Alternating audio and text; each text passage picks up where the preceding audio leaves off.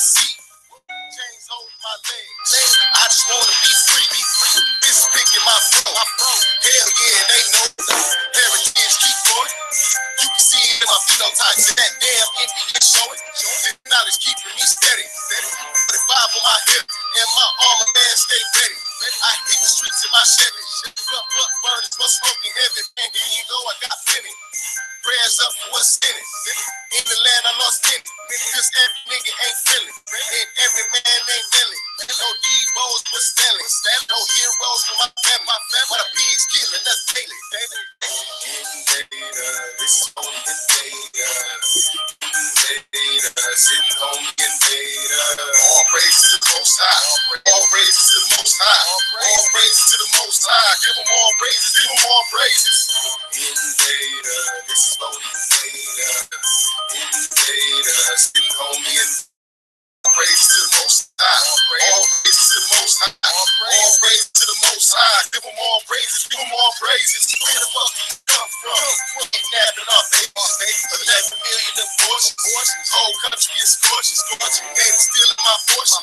Bitch, give me my land back. We ain't signed no contracts. Why you wasting all of our truck funds? We don't know who your dad is, but we know who your kid is. Take the food off of my plate.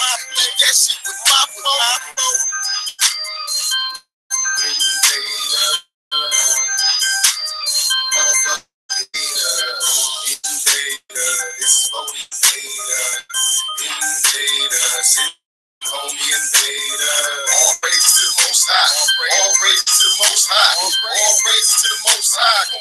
All praises, give them all praises. Invader, this is for the invader. Invader, sitting on the invader. All praises to the most high. All praises to the most high. All praises to the most high. Give them all praises, give them all praises. Hey ya, hey ya, hey ya, hey ya, hey ya, hey ya, hey ya, hey ya. All praises to the most high.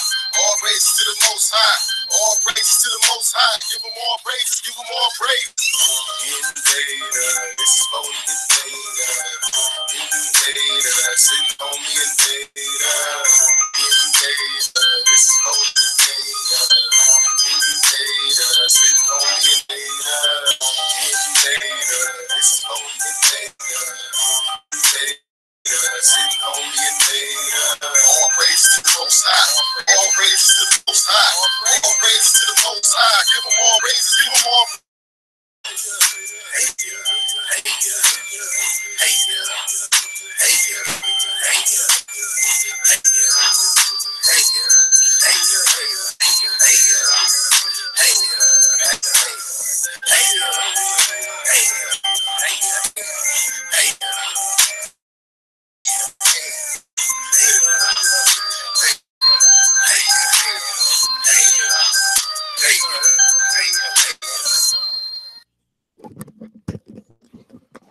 Peace, peace, peace. The Conscious one, a little rejuvenated from last night. Sorry about the little debacle, about the technical errors I had last night with the video. We'll be back early in the morning, and we're gonna get through this. So I had two things I wanted to touch on. I wanted to touch on the half-breeds versus the full breeds, and working its way up until the Civil War, and what the Civil War was really constructed about. And I'm going to continue. I'm going to read from what we read last night. All right. So I was reading this about this Indian, about at the top right here with them. My mother had Indian in her. Listen to this. My mother had Indian in her. Now, before we even get to this, we already done read in this book. Now, like I said, I'm reaching out to this motherfucking author of this book. I'm reaching out to him. I'm going to try to, I don't care if I have to look him up on Facebook. I don't care. I'm going to get in touch with this guy. Okay. I need to have a conversation with him. Cause he know we are indigenous to this land. Cause he put too many, like, it's like this, right? It's like, okay, if you want to keep a person perspective, like, you're reading a book. All right. So let's say you're reading a book. All right. Pretty much trying to keep the person that's reading a book mind on, all right, let's say, all right, on this book happened to be about Indian slavery or Cherokee Nation slavery, right? Now, in his book, he gives us numerous different references telling us that it was black people coming back and forth over here. He even got Richard Neebe saying that the first Americans might have been from a different place. And they know if you saying that the skulls resemble a Negro, then you pretty much saying he made different references to that. Even the 1619 story point in time is bullshit. It's fucking bullshit. Okay, why are they still going with that narrative? We need to challenge academia and make them change the narrative to how they teaching people. Because once you implement the fact that you have Indian slaves, people going to start looking at this shit differently. They're not going to walk away. Some of them won't walk away not fully understanding. Some of them going to walk away with the understanding. They're going to have this look on their face with saying, well, all right, well, now we the only people who claim slaves, instead of saying, well, look, then I'm an Indian then. Because if you understand what the fuck is going on, even if you understand the fact that how they're telling you, because most of the men that they bought from the West and most of the slaves or the POWs that they bought from the West Indies was men. So them Negro men from the West Indies in many cases came here and mixed with the Aborigine women, and the Europeans was mixing with them as well. Okay, that's one thing what happened. Other thing what happened is some of our people who was able to keep their family, they had farms and they had businesses back then. They was able to provide industry for these Europeans. So these Europeans used them as valuable. The other ones became soldiers and the other ones became slaves and workers and all that. So there's a lot of different moving parts what's going on.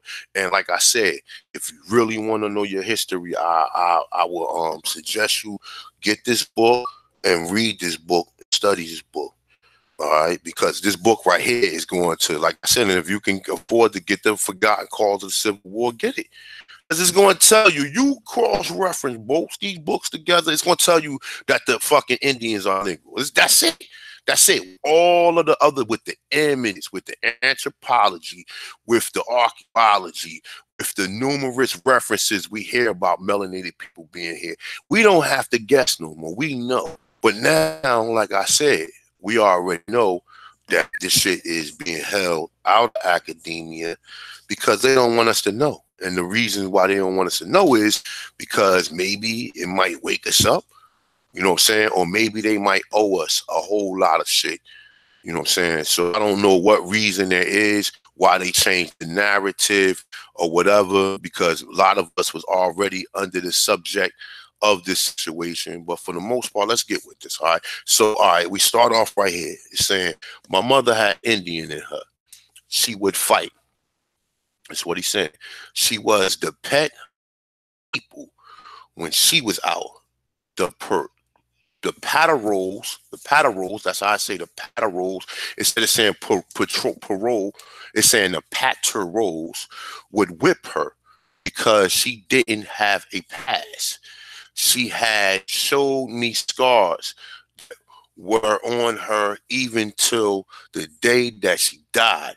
She was whipped because she was out without a pass. Listen, she was whipped because she was out without a pass. She could have had a pass any time for the asking. He said, but she was too proud to ask. She never things. She never wanted to do things by permission. You hear this shit? And this is how a lot of us is today. She never wanted to do things by permission because she was a free fucking soul.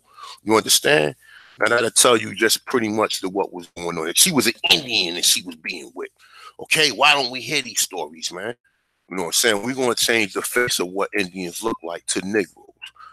Right? And it's being done. It might not be done in 2019, but come by 2025, if this planet still exists, people in academia are going to be forced to start understand, start recognizing it, because you ain't just going to have people like me. You got numerous different scholars putting information out there that people ain't got no choice but to You have no choice but to pay attention to this material.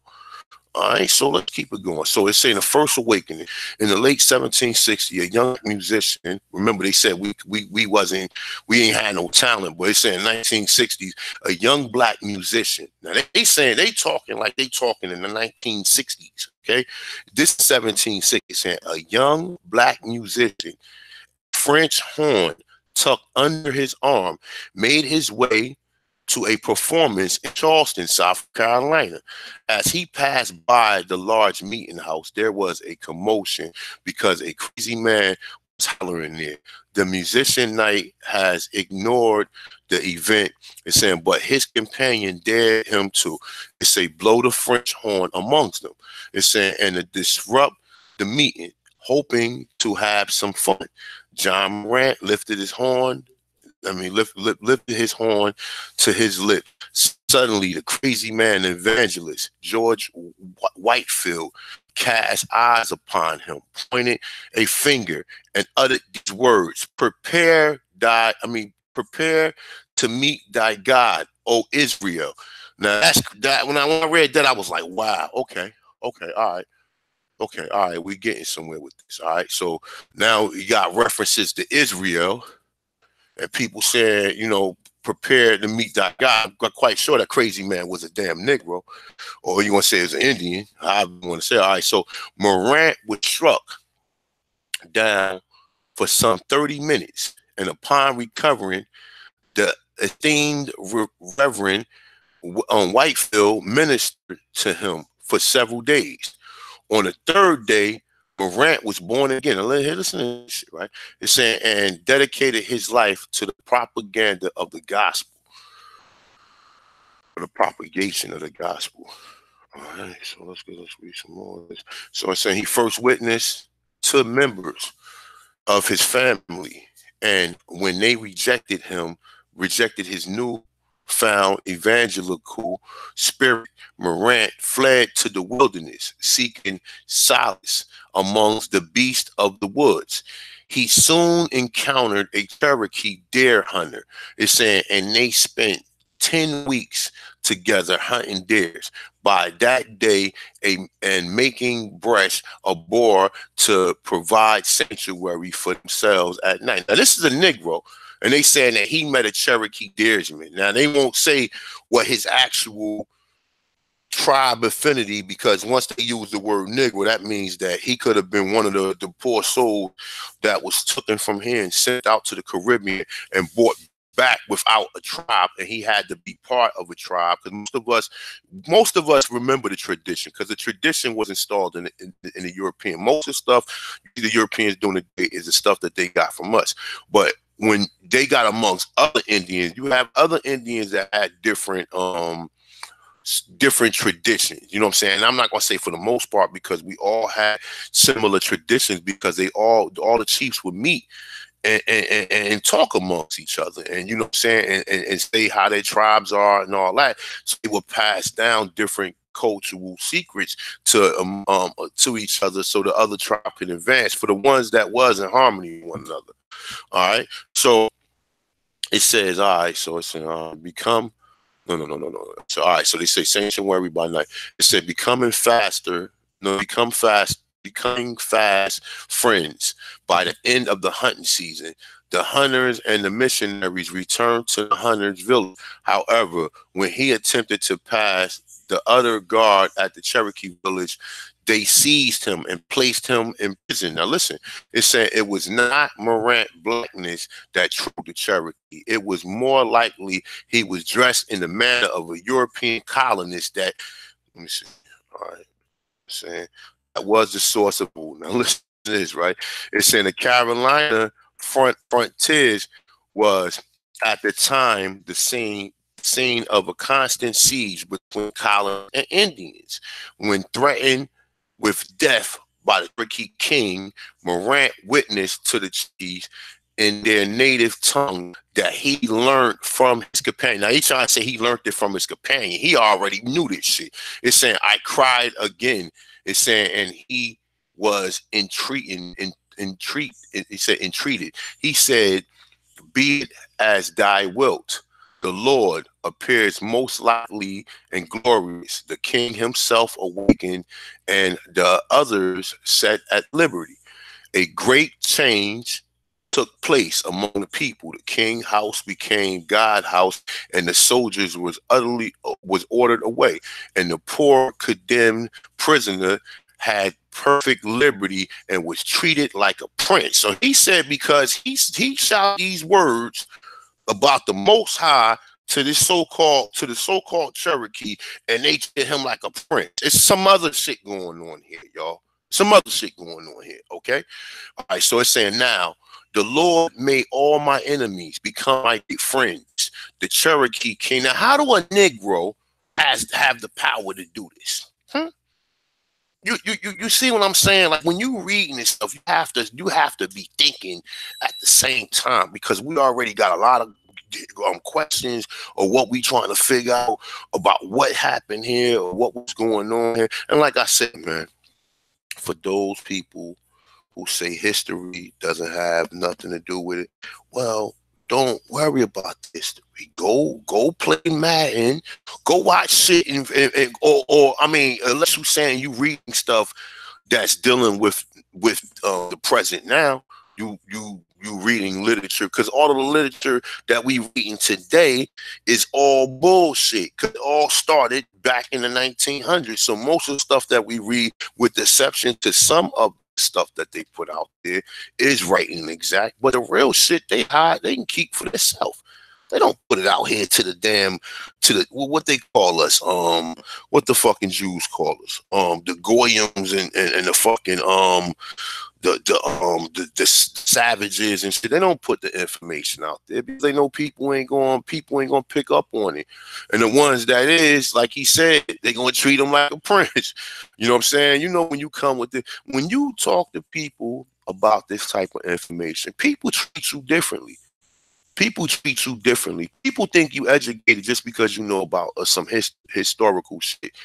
But you, in the sense of what education is, you are somewhat educated in that form. You might look at another brother, he might know how to fix a damn carburetor, and you might look at him like, damn, man, you that dude. Like, you educated too, motherfucker. He educated too. He had to be educated. He had to sit, watch, take time, unless he was just one of them quick learners where he seen them put that shit together and he got a photographic memory, and he was able to mimic the same exact thing that he seen the person who learned it from do. So let's continue. This is some good stuff right here. When we're gonna be building for me, all right. So get your seat ready. I don't know if you guys drink coffee, tea, or you know, you got your water, alkaline water, and you want to alkaline your water, add a little bit of lime to it, a little key lime or a little baking soda. Get yourself working for the morning. A little key lime, baking soda, little lemon or whatever. Get yourself right up, running for the morning. Okay. So let's keep talking John Marrant, right? And it's funny that that young boy that played for damn, I forgot what basketball team. His name is Ja Morant. You guys probably know what I'm talking about. He just in the NCAA. He's not, I mean, he gonna be like a Russell Westbrook type of player, one of them type of players or whatever. But the kid is nice. The kid was nice coming in college. He was nice this year or whatever. Even though they did hit a brick wall and got blown out, but the kid still was nice. He ain't had no help. He's still gonna go for it. But it's funny that I'm reading about somebody named John Morant. His name is Ja Morant. The Morant at the end spelled the same way. All right, so now listen, we reading about musicians, right, who came to these Cherokee. They in prison because they say he was dressed and they was gonna kill him. And the nigga said to him, what the hell he said to him? Hold up. He's saying, be it as thy will. Nigga said, be it as thy will. The Lord appeared more lovely and gracious. It's saying the king himself was awakened. Okay, and the others set at liberty. It's saying a great change took place among the people because they already knew about this word. This nigga is a Cherokee. This nigga Marrant. They wanted you to think, oh, this is some so-called African who know this shit. You know what I'm saying? Like I said, he was giving all these crazy references saying, oh, West Africa got a similar culture to the Southeast Indians. I wonder why. I wonder why you saying they got a culture. I wonder why. I wonder why. Are you telling us that the black people here already? This is what I need to talk to. I need to find this guy, man. And I need to talk to this guy. Like I said, man, because these people know. They know. The numbers itself will make you look at shit differently. He making influence to all these Indian slaves, but then the small amount of so-called Africans that was brought here, the Indians outnumbered them. So he already know, because he making emphasis talking about how these people are classified color. We just read that in the last passage. I don't go back up to the top though, but before I was interrupted last night, we was talking about that. But let me continue. Let me stop, man. Let me continue. All right. So boom. It's saying he was treated like a prince. It's saying, now the Lord made all my enemies become my great friends. The Cherokee king freed Marrant and granted him permission to evangelize among the Cherokees. See, this nigga was an Indian. He was just an Indian who was trained by Europeans and said a lot of this information as far as like the Most High shit. We already had that in us. And a lot of scriptures is lessons that they got from us. Them wasn't lessons that they got. That the Bible was actually put together in America's according to what I'm starting to see at this point in time. Because you get King James, because they had the earliest 10 commandments was found here. So if the earliest 10 commandments found here, then that means the script had to come from here, and that means that the entire Saw or the manuscripts that they had, because they might have not even had them in a complete book. These might have just been traditional stories that, like you see in the book of Eli, how my man was writing the shit down. You remember how he was at the end of the book of Eli, and how the dude was writing it down, and how he was taking the notes and he preparing the Bible. This is what the fuck was going on. They was talking to a lot of these people about their traditions. These people was writing this shit, and then they made the Council of the Giants. They made the Council, all this stuff that they in the America. All right, so let's. So gave him permission among Cherokees, and he did so at great liberty for some 9 weeks.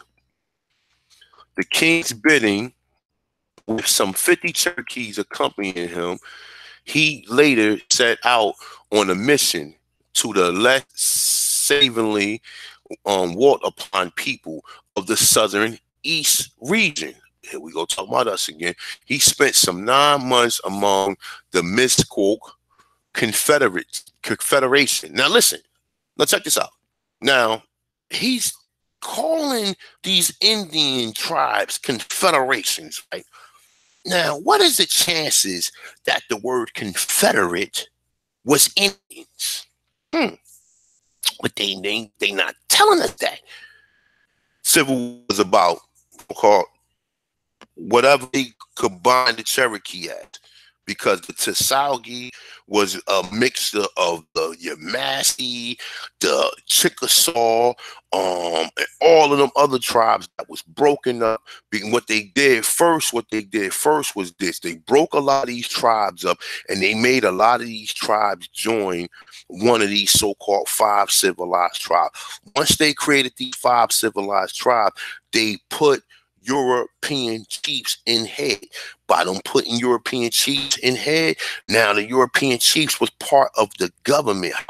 Once you start seeing these tribes being part of the United States and as white men running, you already know what the game is. You already know what the game is. Because we're going to read John Ross and Andrew Jackson was fucking friends. We're gonna really start breaking this shit down. The Confederation and Confederates was Indians, man. The Confederates was fucking Indians, bro. They was fucking Indians. And that Confederate flag is an Indian flag. You heard it here first. I mean, I'm not going to say you heard it here first. I've heard people make reference to this, but I have never once heard anybody say it, you know what I'm saying, with confliction and confidence.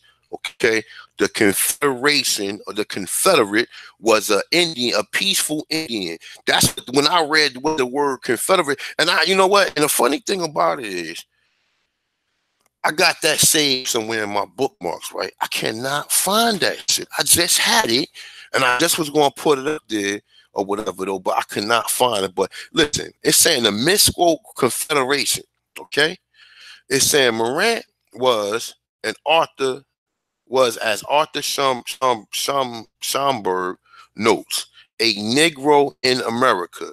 The Jesuits of old who spread the seed of Christianity among the Indians before the birth of the American Republic. Some months later, after returning from the mission of Misquote, he returned to his family in the Indian style. They mistook him for a savage and refused to recognize him. After repeated pleas, he was finally recognized and reunited with his family. Marrant returned to his place in the colonial society. Now he's saying he returned to his place in the colonial society. Hold up.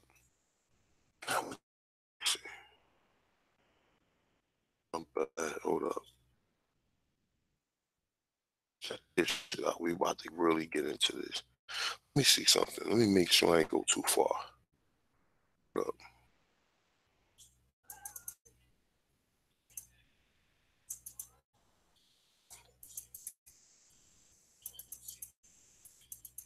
Let me see. All right, hold up. Now I went too far now. My bad, y'all. Sorry about that.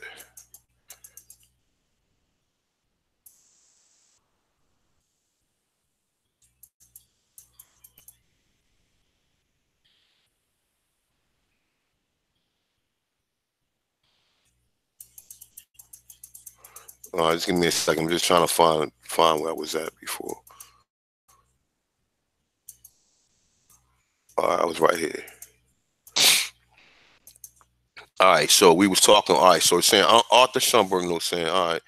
Well, he was all right. We left off where it was saying that he. So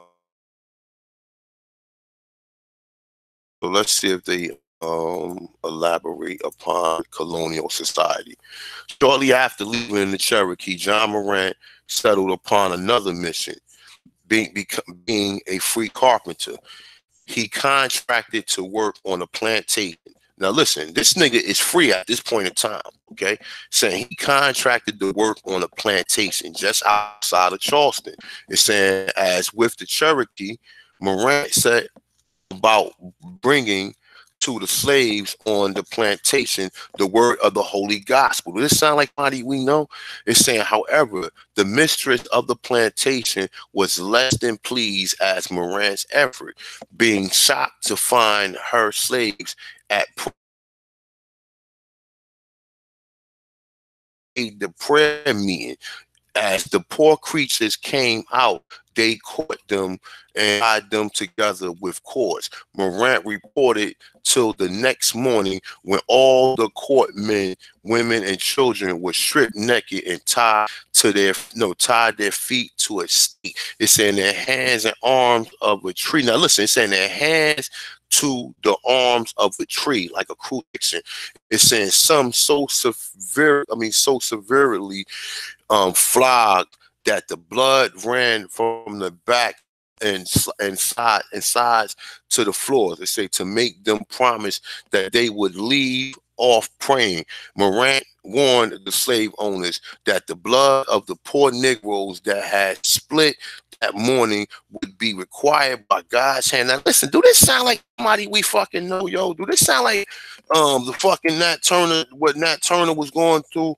Like or something similar to how it's not exactly, because they said they was using Nat Turner, like Nat Turner was going out. But check this out. This is all around the same motherfucking time. So this nigga walking around doing it free. You know what I'm saying? So what's the chances that he might have been doing it? The same, I mean, and this might be a similar story because, like I said, a lot of these stories, Nat Turner Rebellion happened in 1830, and that's the same time when they was trying to do the Indian Removal Act. the same time. So we know Nat Turner Rebellion was a revolt that had something to do with the Indian Removal Act. Straight up, it had something to do with it, because all of these wars that's leading up to this, if you basically stood Indians and you saying you warring with Negroes or whatever, and you having constant all these revolts, they're saying it was almost 1,000 revolts, bro. 1,000 revolts. That's a lot of revolts. I don't even know if it was 1,000 plantations. Okay, which was 1,000 revolts. That's a lot of revolts. A lot of revolts. All right. So let's continue. All right. So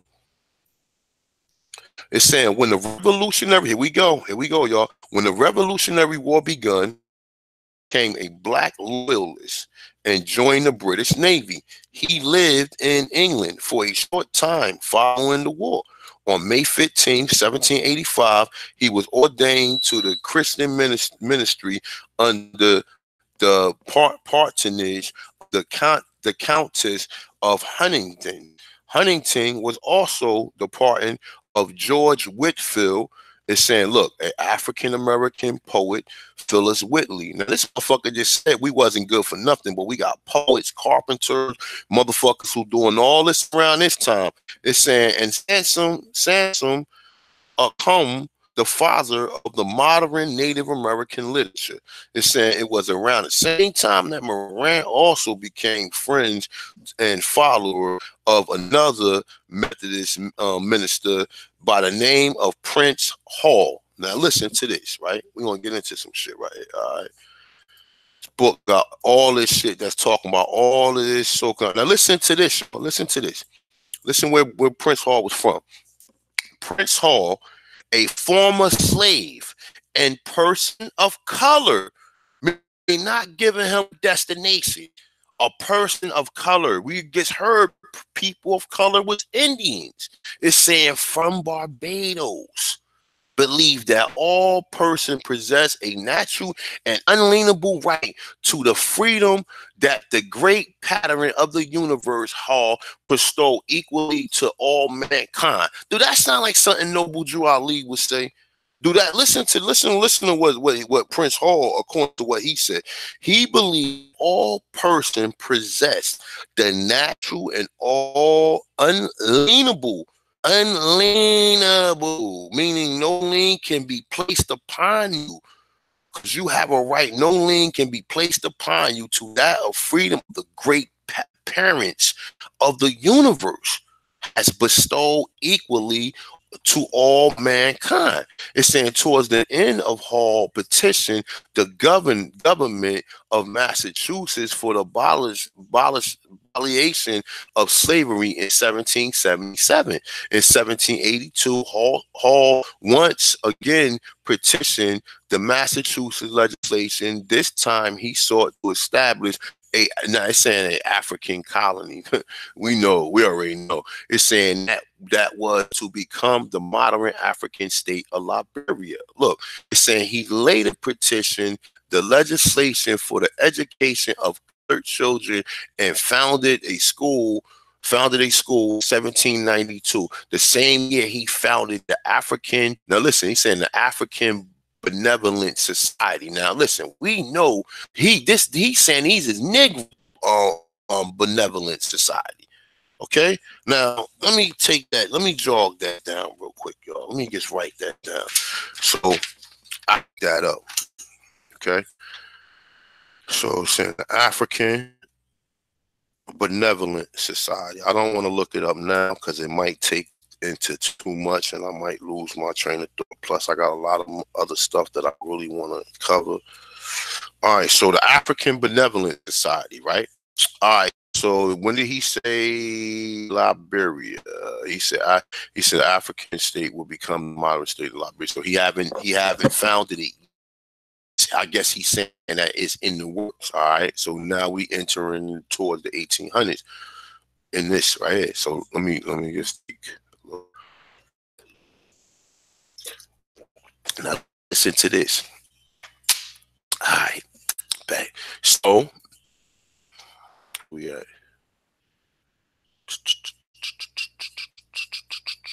All right, so he petitioned. So it's saying the same year he founded the African Benevolent Society to help persons of color. Okay, now why is he saying person of color?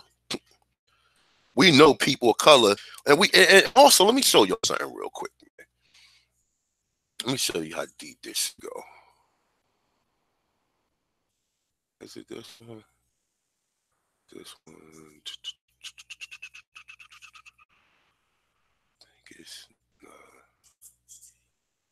Hold on, I'm looking for something real quick. I want to show y'all something right here.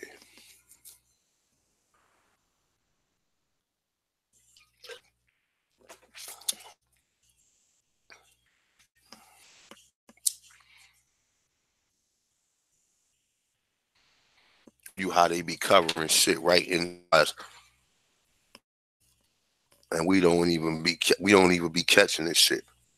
All the time I've been talking about this census, and I have seen the original census, but I think I was talking to a brother last week, and he was saying something to me, and I was like, you know what? I did see that census before. Now look at this. Let me see something real quick. Let me see this real quick.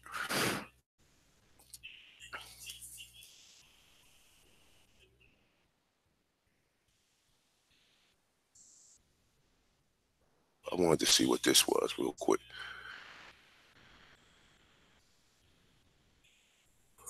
Now it's saying I can't even. Let me open this up a little bit.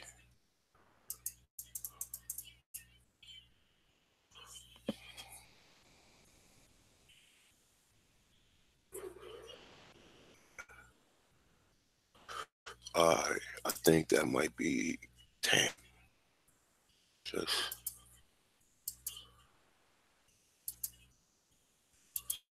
this one right here. Just trying to open it up big enough to where we can see it or see what they got, like the little graphs and.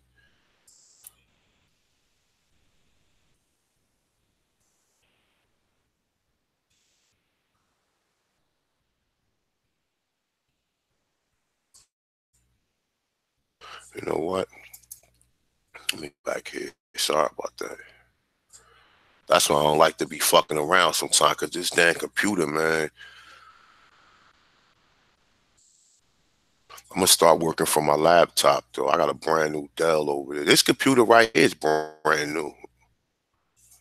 I only had this computer for under about like maybe 10 months. But it's a desktop. I got it like from I think I got this from Walmart. I paid like $400 for it. But it's an all-in-one joint or whatever. And I pretty much got it strictly just for this. Okay, all right, this ain't telling us too much. Maybe if we identify a little later on, because I do see little categories within here. These categories be having what people was classified as, but you just gotta be able to see it. All right, so let me see something.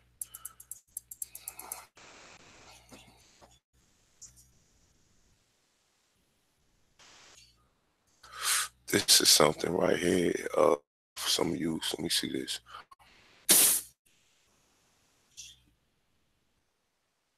All right, let me see this right here. Now he's saying these are the populations in the 1790. I mean, like stuff a little bullshit ass Google search, but let me get into what I really was trying to show y'all.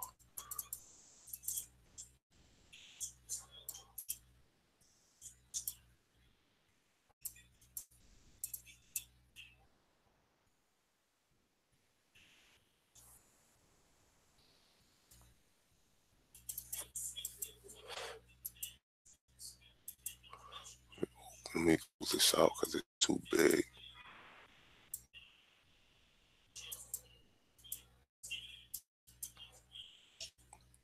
Sorry, y'all. I'm just rambling right now, but I'm about to show y'all what I was talking about. Give me a second.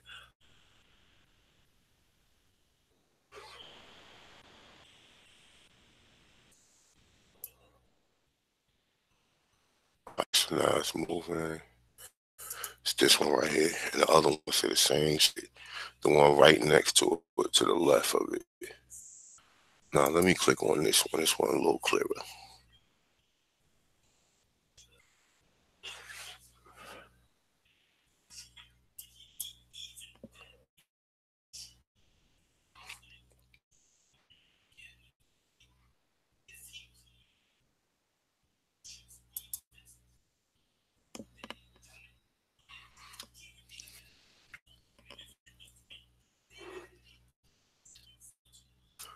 All right, so look.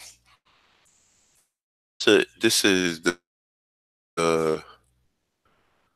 one of the headings that was on the first. Let me see. This one ain't that clear. I think this one might be a little clearer.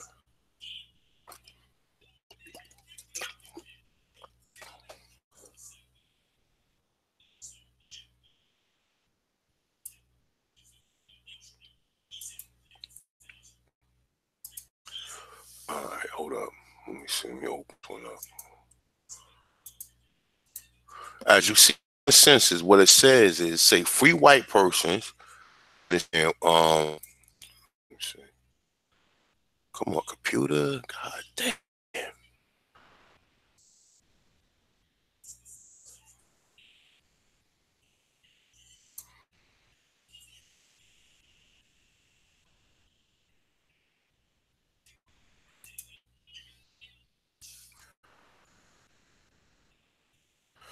All right, let me see if I can read it now.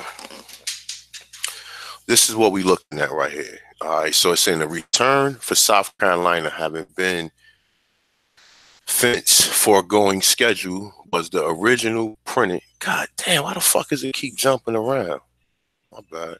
It's saying, all right, the original printed, the whole enumeration is here, giving complete, except for the N. It's saying that I don't know what the fucking N is. It might be Negroes. All right, it's saying Weffen. And it's saying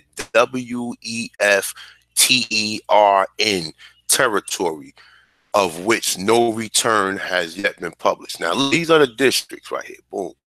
These are Vermont. This is Vermont, New Hampshire, Maine, and Georgia, right? Let me see. 1, 2, 3, 4, 5, 6, 7, 8, 9, 10, 11, 12, 13, 14, 15, 16.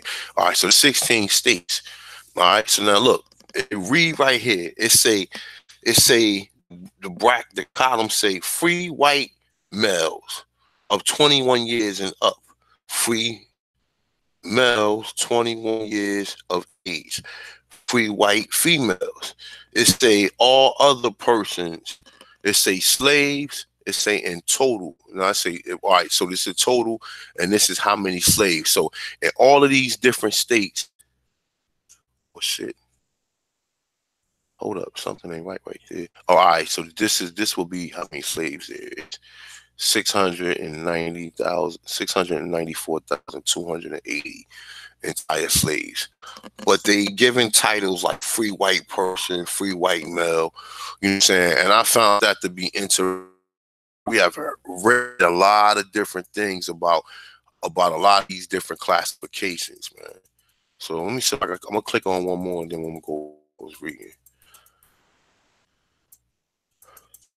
Well, it's so much research that I can't even research myself, yo. It's so much shit that I run across through the daily research. My mind is like a male, he good for that. He good for like sourcing a lot of stuff and stuff. My mind, I can't do all that. I'm not organized to that point. Like, and I have a lot of material, a lot of books, a lot of material that I ran across, a lot of, and if I can really put it together, we'd had this shit figured out by now. But it's a lot, man. It's a lot of material, man. It's a lot of stuff that I find, and it's all like, none of this stuff is like being narrated. This stuff you have to read and cross-reference with other things and try to, you know what I'm saying, create like some type of like understanding, like what the fuck is going on? You understand what I'm saying? What is going on? You know, and even right here, right? You see this? You see this right here. Now they saying that all this was claimed by the Spanish. Right here, you see this? Now this pretty much where these people was only fucking maneuvering until like after 18, like the 1800s or middle 1800s. Right here, they was only right here, and he said the rest of all this was claimed by Spain. See this? So I mean, eventually they whatever they did with Spain, they kicked Spain out. Because if Spain got all this land, why would Spain just give it up? You know what I'm saying? Give a fuck what they gave them. They couldn't give them enough money for this shit right here.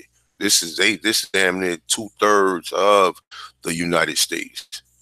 So just thought that was kind of interesting. All right. So all right. So let me get back where we was at. So we was right here. So benevolent society to help persons of color is saying to be worthy of self-support and citizenship. Now look, he had people back in the 1700s trying to teach people how to be self-support citizens. He was not only an abolitionist, is saying, but he advocated full citizenship for blacks and equality before the law. He opposed all forms of racial or class discrimination and was insistent on the protection of his people from a social insult and indignation. Now they saying he was a abolitionist and he was Negro. Right? So now they try to make you think all these abolitionists were so-called Europeans, but they want you to believe that these motherfuckers wasn't Europeans, and a lot of these abolitionists was Negroes who had power.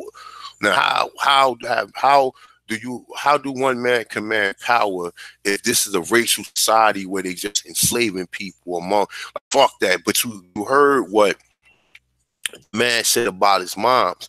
The moms was getting whipped because she didn't have a pass. You understand what I'm saying? Saying she didn't have a pass to be moving around. I guess you had to have permission. This is why you hear a lot of these stories of people having paperwork and all that. Like, where's your paperwork at? And then you can show your paperwork where you got permission from. Because what happens is this: if these people cross you, then they're gonna have to pay from the people who granted you permission. So that's the reason why they didn't fuck with you, because obviously the people who gave you the paperwork had some type of power and enforcement to where if you violate that individual with the paperwork, you violated the overall whole, and they're going to be obligated to enforce, or they're going to be obligated to how you say I guess defend, or you know what I'm saying, defend that brother, or however you want to look at it. So let me just tell you, man. All right, so where the hell was we at? All right, so it said, however, it was the foundings of another institution that is Hall most significant contribution on March 6, 1775. Prince Hall and 14 men of color. Now listen, they keep saying men of color. Why they not saying African Americans? Why they not saying why they not giving no specification? Why do they say Prince Hall was a man of color? Why African American? Because he's an Indian. That's why.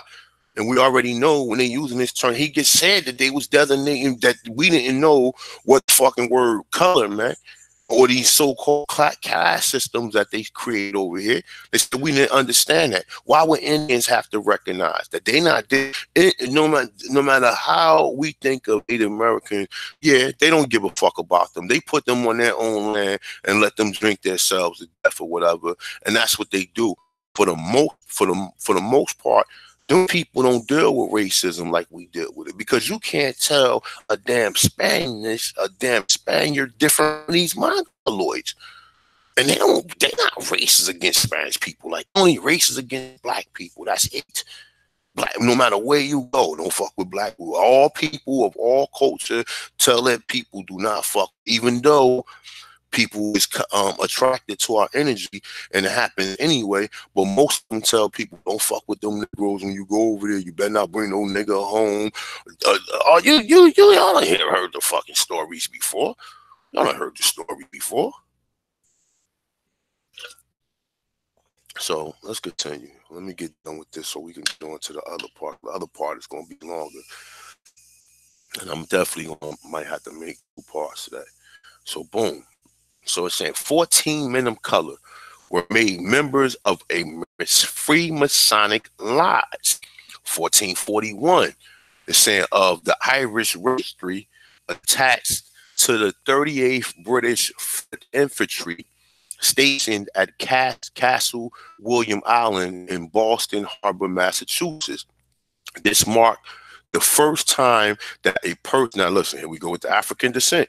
It's saying of the person of African descent were made Masons in what would become the United States of America on July 3rd, 1776.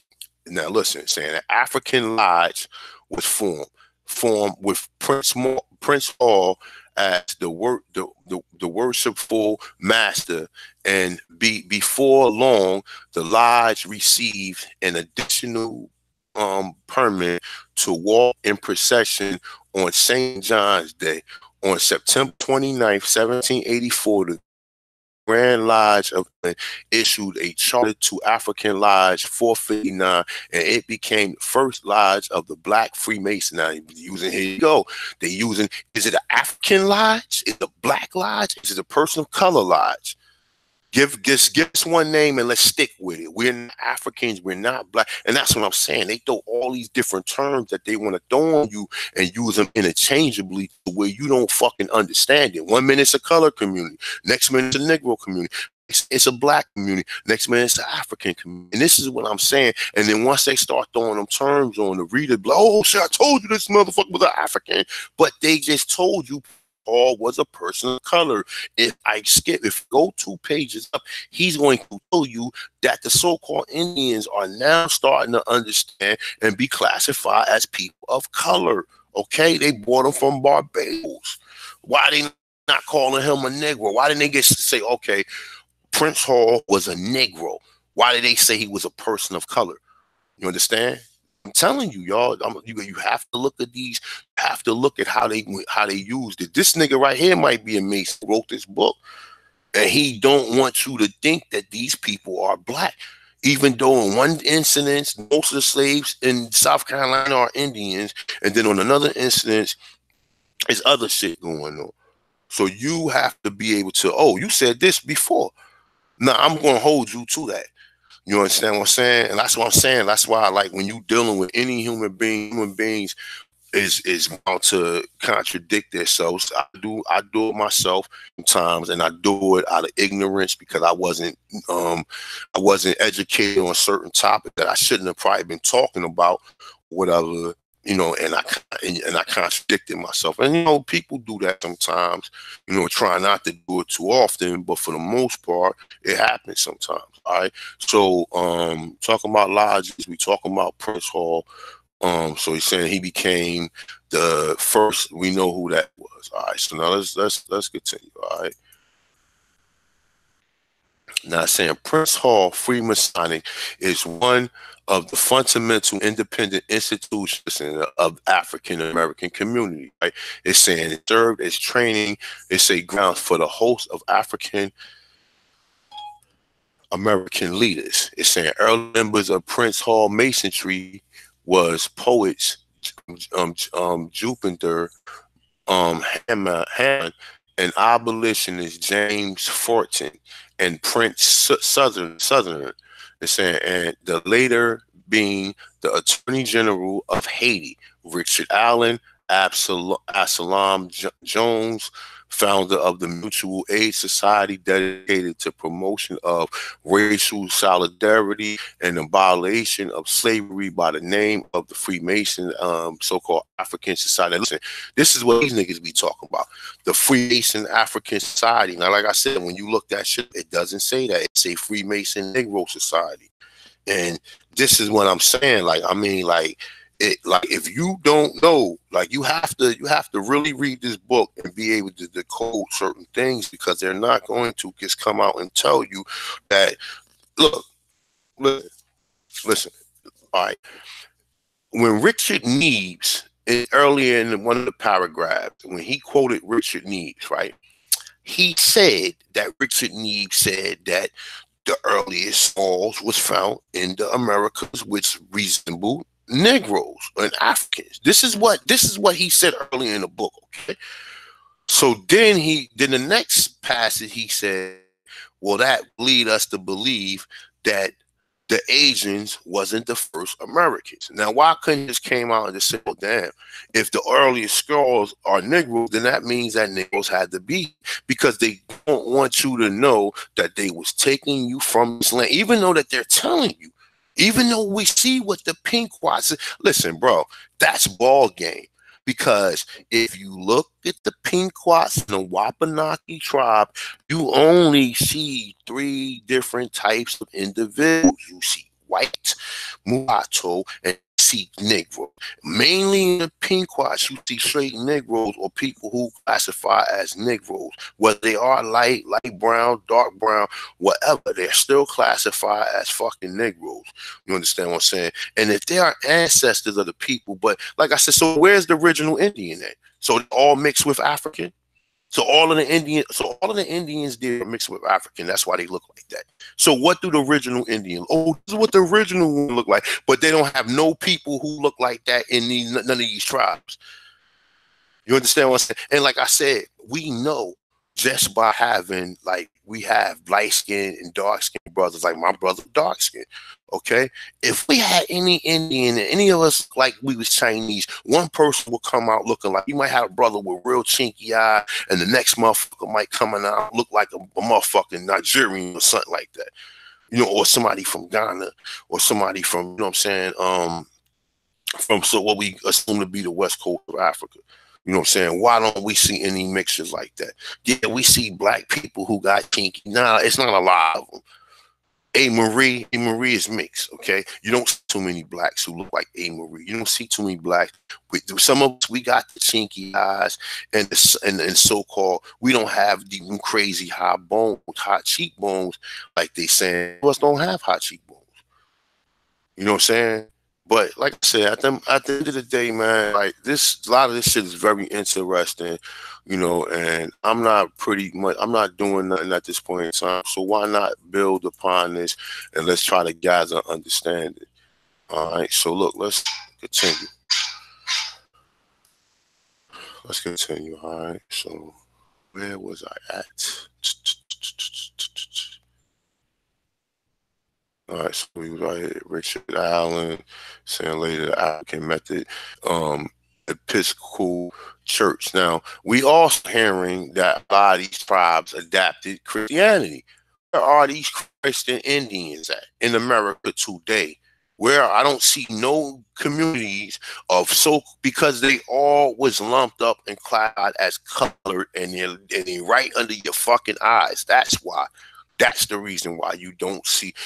Listen, they're telling you that they was trying to convert these people, man, and get them to do what the hell they wanted them to do. That was their whole plan, because they wanted the land. The people was on the land, and they was trying to do it without being violent.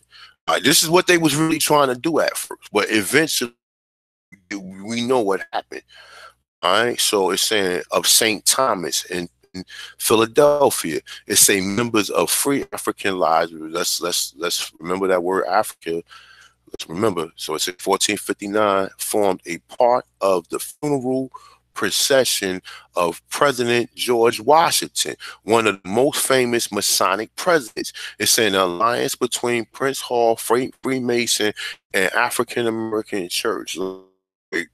Critical and often underexplored factor in the African American religious experience. They saying that religious experience. They saying that basically we perform some type of funeral. Basically saying they threw his funeral. They threw President Washington funeral. Now, like this, now I'm starting to have some different assumptions, because I already have heard that the real Washington, got killed in the Revolutionary War. Now, this leads me to believe 2 things now, right? Now, either George Washington was a so-called Aborigine or a Black European, okay? He's a black European.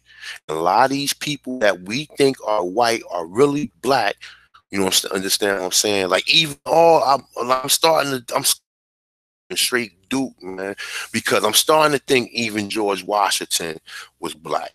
I'm starting to think that, man, because why would they throw him a call, even though they say he was Masonic or whatever? Well, why would they throw a funeral for George Washington?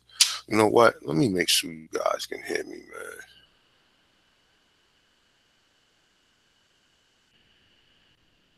Let me make sure you guys can hear me.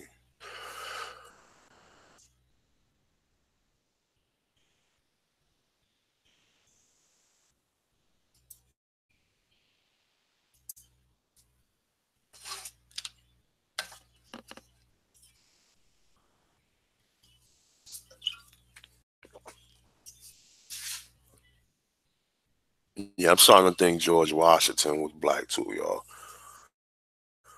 And I heard that from a cracker. A cracker said that George Washington may have been killed in a Revolutionary War. And so, you know, we don't know. Like that's what I'm trying to say. Like people talking about history ain't important. No, African history ain't important. The history here is important because we're not Africans. We need to know our history. We need to know listen. You need to know your creed and your beginnings. Okay. You know what I'm saying? I mean, this should be part of a life study. This shouldn't be some entertainment for a person. This should be part of a life study, part of you trying to gather instruments or tools of the past to basically shape your future. So you can, you know what I'm saying? So you can move forward. Yeah, you can still do whatever you do, work whatever job you want to work, invest in whatever you want to invest, but know your history. Because if you know your history, you can treat people a lot different. You know, so I just want to make sure you guys can hear me, man. Just press one if y'all guys can hear me. Somebody, anybody, just press one, please.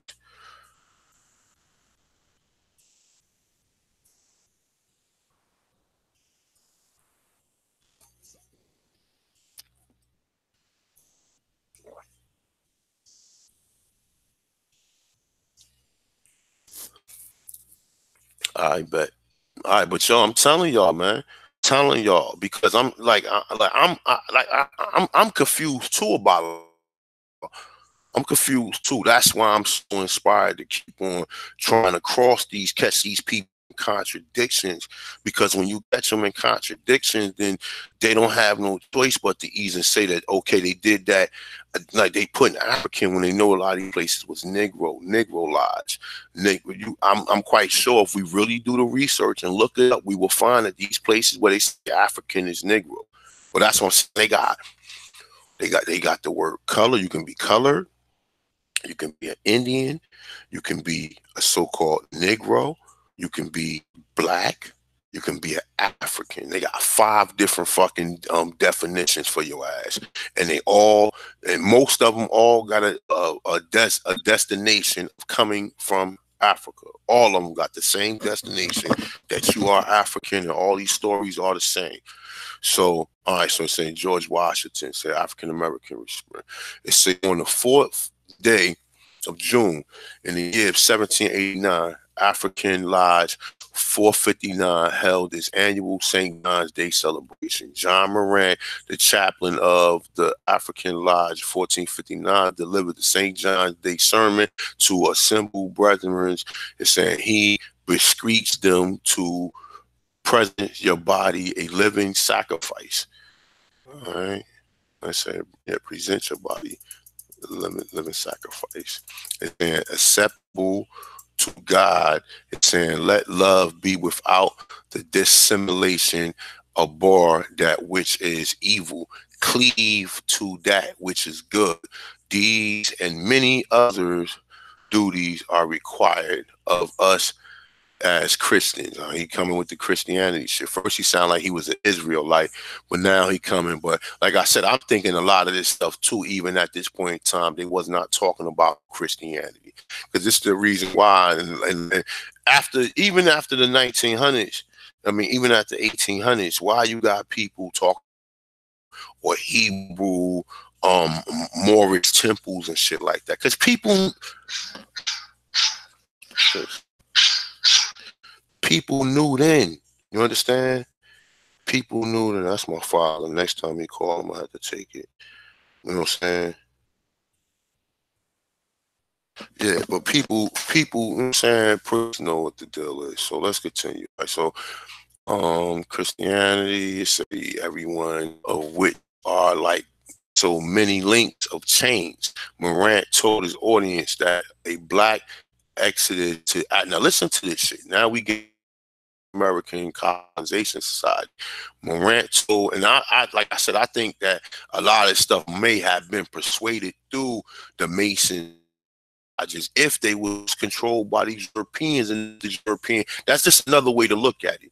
You understand what I'm saying? And they put that in our head because, you know, a lot of the motherfuckers was Masonic too. Andrew Jackson, Sir Francis Scott Key, all of these people was Masonic, okay?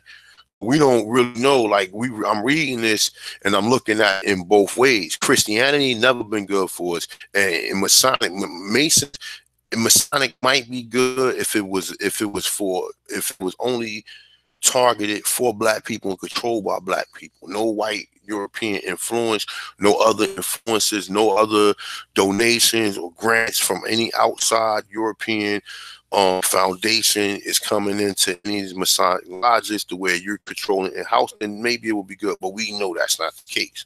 So check this out. So Marrant preached that this restoration would be as a benevolent overruling of the sins of slave traders, slaveholders.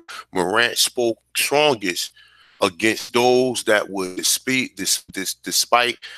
their fellow man as though they were not the same species with themselves, say, and would in their power deprive them of blessings and comforts of life which God and his bountiful goodness have freely given to all creatures to improve and enjoy. Now that right there is some real shit. That's dealing with our self-lord master type shit. So that right there is some real shit. Whether he is talking about God, we don't know if he's using them terms. This is the author. The author's putting these terms in like Africa, where it might have said color, or you know what I'm saying. That's what I'm trying to say. They're not trying to give in certain 1 minute Prince Hall is colored. He never said anything about he was an African American. Why didn't you specify that in the beginning? Would you use the term color? Because the term color is another vague fucking term, like the term black. You understand what I'm saying? Even though back then, okay, they ain't have they wasn't putting it like once you was colored or Negro, you can still be part of a tribe as a descriptive person, but for the most part, most of the time when we read in this Prince Hall, they said Prince Hall person of color, they don't want to connect him to no Indians though, or this guy Marrant, even though he was able to save himself from the so-called Cherokees and go in there and convert them around or whatever. But yet he you know what I'm saying, come on man, we pretty much know just reading it. And like, you know, you might be looking at the video like, oh man, you know, A1, he speculating, or he read this stuff and he try to tell us what the readers what the writer's saying. This motherfucker I just said already made rich references and put qualified sources. It was already blacks in fucking America. He's saying at the Southeast, he said that we had a fucking pipeline from fucking Canada to fucking Peru, but yet none of these people that was in them areas were Negroes. Oh, so the Africans came here and just set up a pipeline for the Indian people alone. The fuck out of here, man. Stop lying. Like, come on now. Stop lying. That's why you keep making reference to saying the West Coast, the East culture in North America is similar. Southeast Indian is similar to, he's telling you that they fucking black people. He's telling you. And this nigga John Marrant is a damn Indian too. He's just an Indian who just is a fucking minister. All right. So it's saying we don't hear about no Indian ministers going around. Why is that? Why we don't never hear no stories about no Indian? They tell you that the Indians was indoctrinated with Christianity. Why in these stories, none of these preachers, Nat Turner, none of these motherfuckers are any Indian. They don't give you no Indian preachers. Why is that? Why is that? Because they're going to go, it's like I said, they covered this shit up good. They make sure they only use certain words to throw you off. And I see it myself. I see the contradictory in a lot of this material that I be reading myself. So let's continue, all right? So it's a guy is saying both, basically he's saying that the Most High gave you that natural rights, which as a natural person of the motherfucking land, no person could put any lien or any, you know what I'm saying, or put you in bondage, or they don't have the power to do that. But how they get the power to do it is by them all coming together, creating some type of militia or some type of society to overthrow you, and they got these devious and dastardly plans of what they gonna do with mankind, and they feel as though they the ones who should be the people, control the people, and tell the people what the fuck they should do and what the people should not do. You understand what I'm saying? And that's pretty much what we see today. All right. So it's saying that it's saying surely such monsters never came out of the hand of God in such a forlorn condition. All right, so now let's continue. We're going to read about 2 more pages, and then we're going to get to the other part. I'll probably rock out to like around maybe 11:30, 12-ish. The other part is a little longer, so I'm probably going to do the part tonight after I get done handling my business. But we're going to continue. Now, the beginning of a civilization. Now, I don't want to hear about Marrant, even though I am going to hear about him in Cherokee Nation again, because we know he's a Cherokee. We know he's a Cherokee. You know what I'm saying? So John, or if he's not a Cherokee, he another Indian, because he wouldn't know how to communicate with these people, man. There's no way he going in there communicating with these.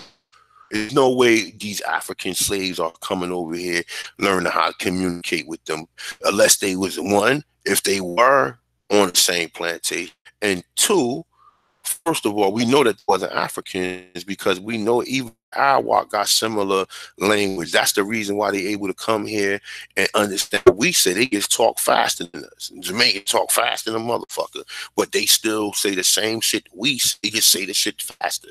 They still understand the same thing. All our brothers and sisters from the Caribbean, basically, they all understand this. You know what I'm saying? Even though that they kind of manipulated and puppeteered by the European, the people control everybody. These people control your family, man. Your family members across you. Your direct family members, that's direct with your last surname, will cross you for the fucking European. So don't get me into talking about other people who just share the same color or the same, you know, similarities in how they say you know what I'm saying, in features or whatever. So anybody will cross. All right. So look, it say John Marrant recorded these events on his mission to the Cherokees. It's saying and published it in the narrative life. It's saying of John Marrant. Now that's different. I need to really check this nigga out, man. I need to really check him out. And you know, I mean, like I said, this nigga might overlook that he was an Indian, but I'm quite sure I'm gonna find some shit that this nigga was Indian. So it's saying this captivity narrative became one of the most popular of the genre. It's saying in the post-revolutionary period. It's saying and provided a critical reflection on race and religion in the colonial America. Marrant missionary work among the Cherokees and his successes among them, as opposed to the less savingly war upon Indian further in the interior, promoted the idea that the Cherokee offered a unique opportunity for missionary work. The colonists thus singled out Cherokee for civilization in a manner unlike any other indigenous people in America. The cost of such a special place in America where to be quite dear for the Cherokee Nation. Now listen to this, right? Now they already told you, right? Now they starting to talk about the word missionary, right? What did they tell you? Who did they say they would send out? ahead. They will send other Indians out to see if these Indians are hostility or hostile. Okay, and his first brush with the Cherokee was one of hostility because they imprisoned him and they was threatening to kill him. And he had to go deep into his lessons and conjure some shit to get him out of it. So that what I find is very interesting. All right, so look. At the same time, the fact that the Cherokee and several of their neighbors aligned themselves with the British during the Revolutionary War provided a different kind of impetus for assault upon the Cherokee, Southeast indigenous nation. Though there was often conflict with the Cherokees before war, the effects of the frontier warfare upon the isolated settlers and settlements during the Revolutionary War was chilling. David Ramsey described the situation and history of South Carolina. Now, South Carolina, I find, to be a very interesting place. You find a lot going on in South Carolina. With all these stories we reading, we find a lot going on in South Carolina. Okay, it's saying, listen, it's saying, sorry about that, that was my chair. It's saying the situation of history of South Carolina. An Indian war commenced and was carried on with the usual barbarity. The massacre causes a general alarm. It was known as Indians were excited by royal agents and aided some of their Tories. The result of the Cherokee political alliance with the British was that the war was over. The Cherokee paid a particular high price for their perceived transgression. It's saying the result of war were to break power of the majority Southern tribe. Now, saying the result of war were to break the power of the majority Southern tribe. Okay, the result of war was to break power with the majority of the Southern tribes. Okay, it's saying settlements of hostility followed the Revolutionary War. New establishment, federal government inaugurated its program to promote civilization among the friendly Indian tribes. In the letter to George Washington's secretary, we read about this, the Henry Knox letter. It said, put forward a plan. Now, let's read it in his terms. Say, civilization of the American Indians, that civilization of the Indians will be an operation of complicated difficulty that will require the highest knowledge of human character, that steadily perseverance in the wide system for a series of years cannot be doubted where it's possible to introduce among Indian tribes a love of exclusive property. It would be a happy commencement of business in order for the Cherokees to be reduced to civilization. Look, this is before the war. Okay, or maybe it's after the war. They ain't put a time at this point in time, but this is probably after the war. And the war they talk about is the Chickamauga War, because the other Cherokees bowed down. The Chickamauga and Dragon Canoe was the only ones that was still warring after that. Now,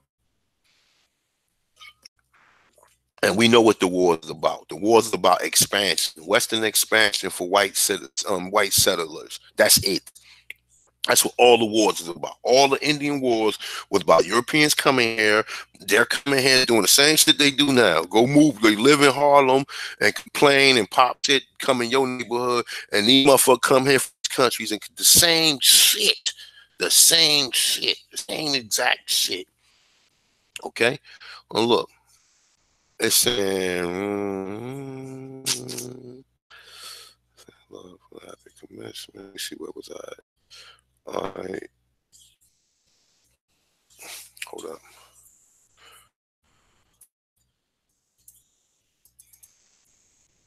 All right, so it was the government belief. Check this out. It was the government belief that if the Indians adapted the concept of private property, it would be great advice for civilization. In addition, it would also free up millions of acres previously held collectively by the Southeast Indians. Oh, what did you do? What did your aunt do? Oh, your aunt just gave up her land. Yeah, oh yeah. You know, my aunt Barbara just gave up fucking 80 acres of land that our grandfather gave us and just sold it like it wasn't nothing.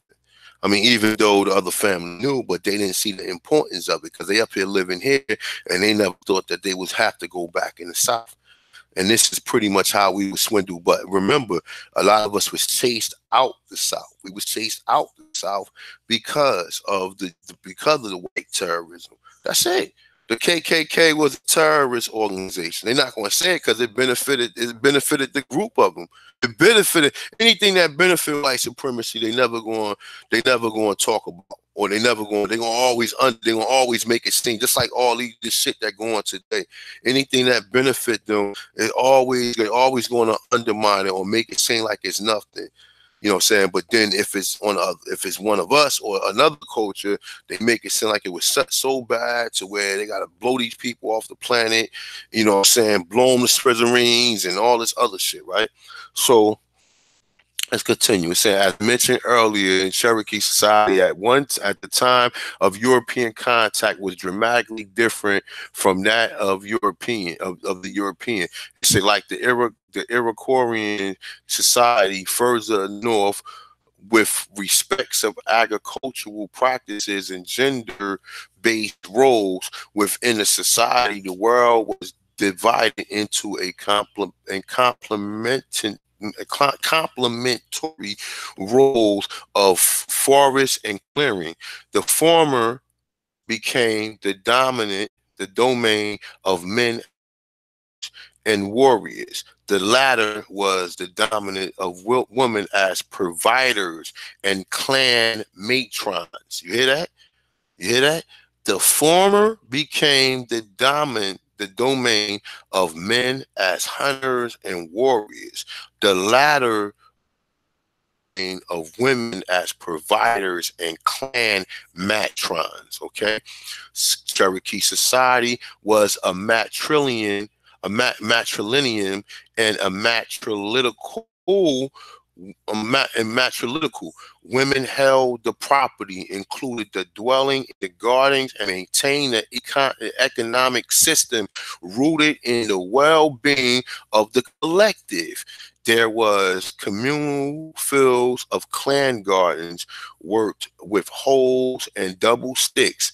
It's saying suppressed grains and vegetables were stored in communal reserve from which all can draw when needed, and privately granaries. I don't know how to say that. It's just granaries, what it's saying. Yeah, that was interesting. It said the Cherokee took the plow until the 19th century. Now listen, it's saying how good we was gardeners. Okay, we saying how good we was gardeners. None of them mongoloids, you don't see none of them niggas in the garden, because where they live at, it wasn't none of that shit. They didn't have the shit that we had in the South. That's why the South is so important to the Europeans.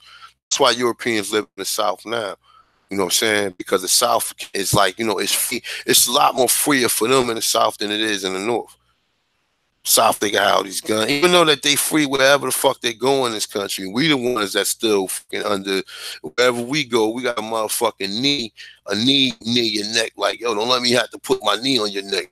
Wherever you at, all right? Wherever you at. So let's continue saying. So I'm saying, however, by the end of the 18th century, there was a dramatic changes in the Cherokee culture and society, beginning with the deer trade and evolving into slave trade. Commerce had become an increasingly important element in Cherokee society. Now, commerce. Now, listen, commerce.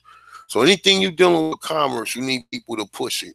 Anything dealing with commerce, you need people. Now you got computers and you got websites where people can just go through and just order shit or whatever. But before, you needed people to you need people to come in and manufacture it.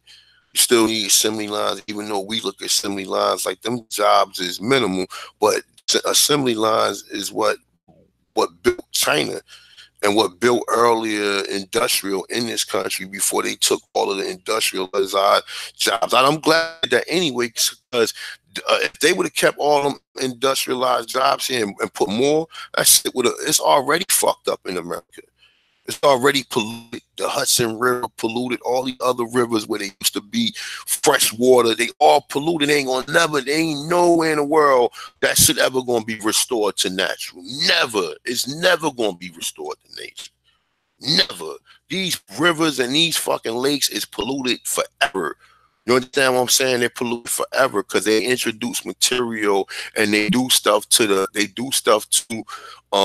so-called lakes and the rivers in which you can't change. They put fucking chemicals, they dump all the waste and all this other shit in there to the way the water is depleted. It's fucked up. And all this shit is for commerce, okay? So now I'm saying they introduce commerce, okay, because they've been taught to introduce commerce. So it's saying have become increasingly important. All right. So it's saying as the men was responsible for hunting and warfare, it's saying that trade in pelts and slaves became dominant elements and consumer items produced by Europeans became a critical factor in the Cherokee economy. When conflicts with the European escalated, warfare and diplomacy became increasingly more important. The European granted status to those leaders who they thought to be the chiefs. It's saying of the Cherokees. Increasingly, the chief leadership moved away from old ways and to adapt European patterns and governmental and legal systems. What I told you, all the motherfucking chiefs is connected to the damn government, and they set it up like that. Okay, so all right. So European leaders were men who only valued social roles. It's saying the other thus equated to traditional cultures as indicated of savagery. Now listen, you hear that? It's saying European leaders were men who only value social roles. It's saying of other men, meaning controlling other people's social life or other, and that's pretty much what they do. They want to be the fucking boss. Never mind who got the most money, none of this. I want to be the boss. That's it. I want to be the boss. Most of the time it's like that. It's saying indicated of savagery. All right, saying the other men didn't want to do it. They wanted the traditional culture. It's saying of Cherokee. It's saying indicated of savagery. Now they call it savagery because we didn't want to deal with commerce. So they think that if you not trying to trade and barter in the way that they want you to trade and barter, then you are a savage. But who is real savage? See, where you came from wasn't livable, so you had to come here. So you come into another land calling him savage. Second, now let me answer it, y'all. Oh, give me a second. Hello? Yep. No, I ain't gonna.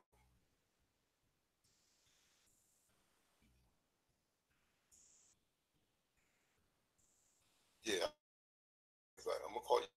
I'm in the middle of something. I know. I already know. I was thinking about that. I'll call you back a little later on. I got you. All right.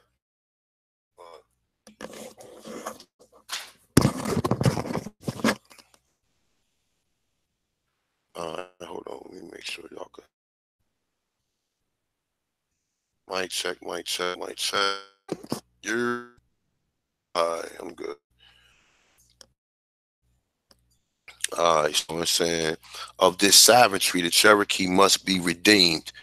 It's saying at this time, the American history, most people believe that the current nation of the Southeast had no choice but to give up the vast tract. Let me see. There we go.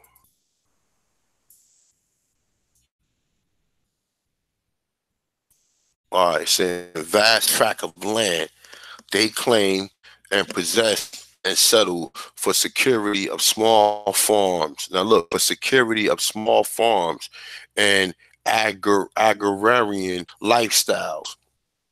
Agrarian lifestyles. That's interesting. Let me look that word up right there. I never seen that word before. Hold on a second. Let me look that word up real quick. because I want to know what an agrarian lifestyle is.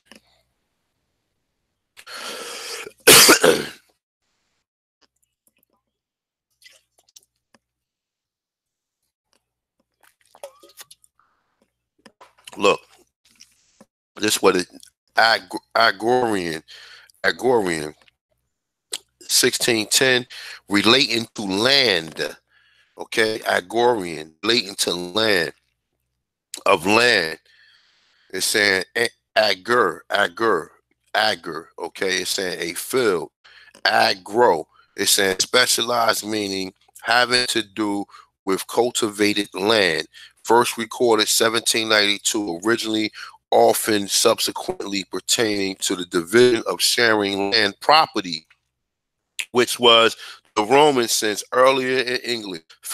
So see, that's what I'm saying. When you see these words right here, you gotta look them up. Can't let them go past, because that word has substance to it. Lifestyle. So living off the land, lifestyle, pretty much.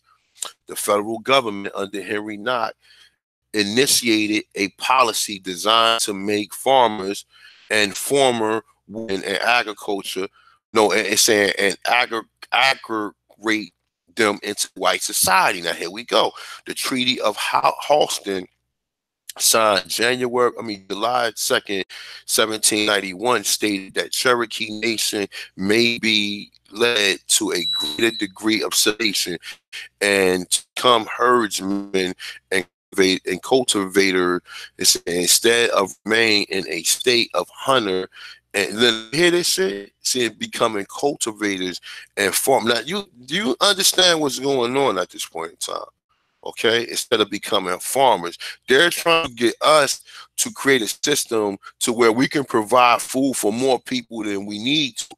And that's pretty much what's going on. That's why you need commerce. You need commerce. This is, I told you in a couple of videos, how they over farm, overfish, overpopulate the fucking earth. You bring all these fucking people to our fucking country. These people running around here smiling like fucking robots, or like this is some fucking Twilight Zone movie or whatever, and we looking at people like they're fucking crazy. Now listen. All right, so it's saying the United States will, from time to time, furnish it's saying I can't pronounce that. Gratuitously, it's saying the said nations with the impediment of husbandry. Now, that's not that word right there. Let me look. Let me keep that word right there. Matter of fact, you look that word up too. Shit, it might mean what we already think it means, but let's look it up anyway. Studying this shit, nothing is ever what it says to be. So let me see. Yeah, I found it too. Alright, so it's in management of household. That's what husbandry means. It's a like farm management from husband. It's saying now obsolete sense of peasant farmer. It said now obsolete sense of peasant farmer. 13th century management of household, husbandry. A farm management from husband. Okay, so management of household. So if you manage a household, you are a husband. You don't need a ring, or you don't need no one to tell you anything else. Only thing you need is the consent of the woman. As long as you can manage the household and maintain the household, you are what they assume to be a husband. That's very interesting. So, however, this dramatic shift in the culture of the people of Southeast could not be accommodated without first altering social, political, religious, structural, and traditional societies. Towards the end of the missionary of the Christian church would prove quite effective. Who the fuck is the Christians? Oh, they shot 8 people. Oh, forgive him. Jesus gonna forgive you. Jesus gonna forgive you. 8 times didn't happen. And like I said, me myself, I think them people are placed there, so we're all bowed down. I think they like a lot. You know what? Sometimes you can't figure this shit out, man, because they got think tanks of individuals basically put there to basically create a lot of these thinking patterns, and that we basically get bought into. And this is long before these think tanks that they now. You understand? So let's keep it moving, man. This is getting a little. And we getting towards the end. It's 11 o'clock. Boom. I'm gonna get into the other thing, and I'm gonna make another part to that. But we're gonna start it off today. All right. So let's continue. So you see, it's saying, listen. One more time. I'll read that one more time. However, the dramatic. Now, like I said, these people that they're trying to apply this shit on, 100, 200 years later will be what you consider to be Negroes or colored people today. All right, so just remember, original they was Indians, but with this right here that I'm about to read, that they try to implement on you, because everywhere I'm reading this shit from, it's saying to cultural assimilate too.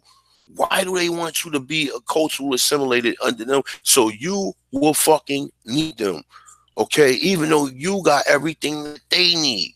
So how the fuck, what type, and just like right now, think of it right now. You the rapper, the white man has to be the promoter. You have to go to him. You got to go out there and rap on the side of a fucking street corner. Hopefully somebody fucking get attention so you can get some European or get somebody to fund you so they can promote you so you can see if you can be the next top rapper. And the same thing with this land in a sense, okay? They need us on this land, but at the same time they want the land, and they used us to cultivate it. They used us to teach them how to do it. Like like Martin Luther King said, that they gave these people land grass. They became farmers. They look at I'm gonna just leave that alone. Let's continue though. All right, so now look, it says, however, this dramatic in the culture of the people of the Southeast cannot be accommodated without first altering. Altering means to change. The social means the way you use society or whatever. I don't really want to get all into the definition of it, but we all know what the fuck social. Political, religious. Which religious is really cultural, but nonetheless, though, religious structures and traditional societies towards this in the missionary of Christian churches will prove to be quite effective. Where you go every Sunday? When niggas used to go every Sunday?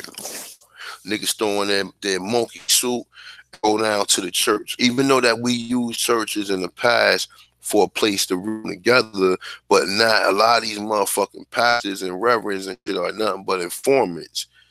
And they're informants, and they doctrinated their self, and they are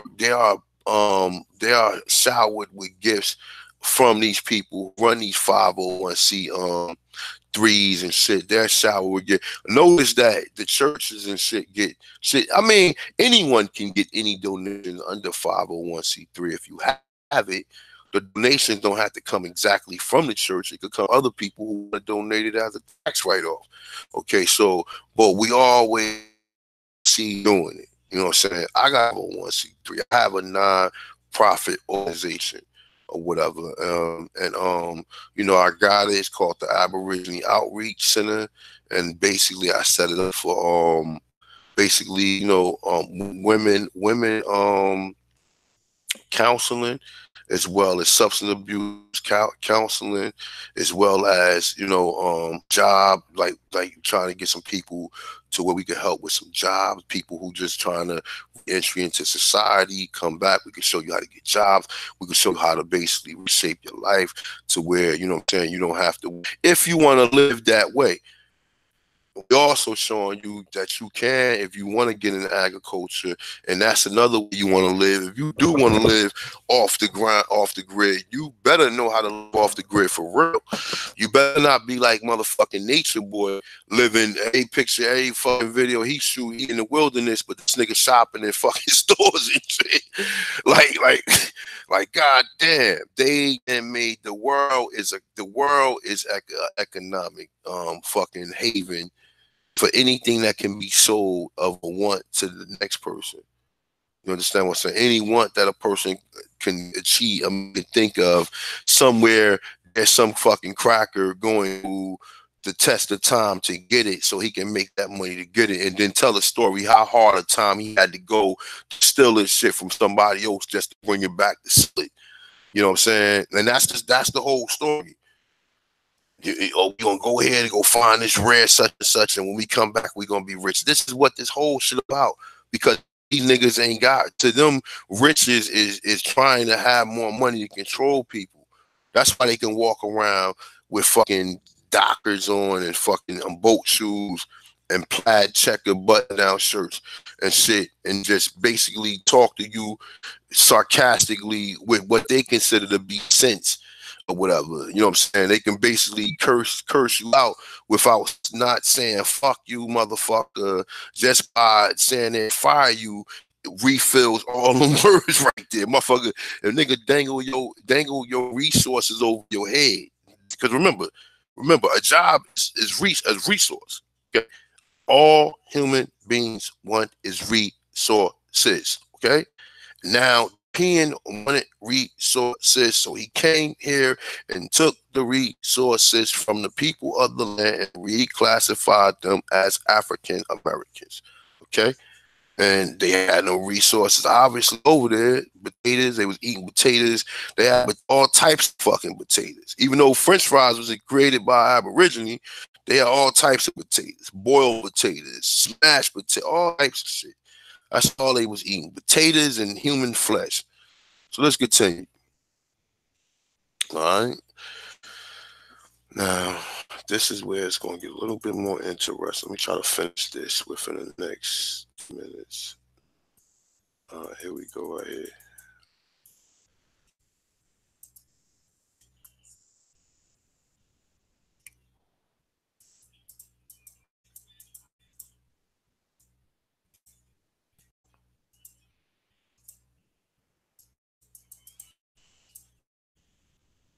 It's from the very beginning of the United States policy towards Indian missionaries. All right.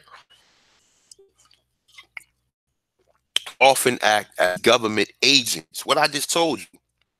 From the very beginning of United States policy towards the Indian missionaries, often acting as government agents, were to play a critical role in civilization, Christianization of the Southeast Indian. What South Indian, East Indians do you know that's Christianized? Where that? Where that? What Southeast Indians you know Christianized? Ain't no bigger Christians on this motherfucking planet than some of these black, some of these older black grandmothers and shit. You know what I'm saying? Anybody can be forgiven. You know what I'm saying? Anybody. You know what I'm saying? Anybody. You know what I'm saying? And that's the indoctrination that we've been indoctrinized. And they told you right there. The missionaries was so he said from the very beginning, what the fuck you think missionaries are today? If they was agents, if they was government agents back then, what the fuck you think they are today? That's why when that motherfucker went out there to send on Lee's Island, they wasn't trying to hear that shit, and they said, "Oh nah, fuck this shit, man. Like get him. We don't want to know who he is. We don't even want him on our land." They ain't even get that nigga opportunity to say, "Hi, my name is nothing." We ain't taking a chance. We got the memo. We ain't taking a chance. You understand? Listen. From the very beginning of the United States policy towards Indians, missionaries, often acting as government agents. They get the preachers. Your preachers ain't nothing but people trying to put you in a state to where they indoctrinating you. And part of the indoctrination, like we heard, what's the fucking cracking name? What's the ugly cracker bitch name? Morgan Sanger. Oh, get 3 or 4 good preachers, Negro preachers, and they can basically get the people to do what the fuck we want them to do. And sure enough, they damn sure do, because they got people aborting their damn kids. And like I said, I'm not going to sit there and disclude myself from me not probably being a person who probably petitioner in one of them process, but for the most part, we all felt control of this European system and this society, man. You know what I'm saying? We all of us, man. All of us. These are people, motherfucking devils, man. All of these indoctrinations to where you get rid of your kids so you can have a more successful life. You know what I'm saying? And that's why most people, like, you know, even though, you know, we use sex as recreational, we supposed to use it only for recreational purposes. Even though, man, some niggas be horny than a motherfucker out here. They be thirsty than a motherfucker, man. You know what I'm saying? And they use shit as recreational, man. They shit. Many women is come along. Hold on 1 second, y'all. Now we getting down to the bottom of it. All right, and like I said, this shit is critical that we go over this before we even get into the next one.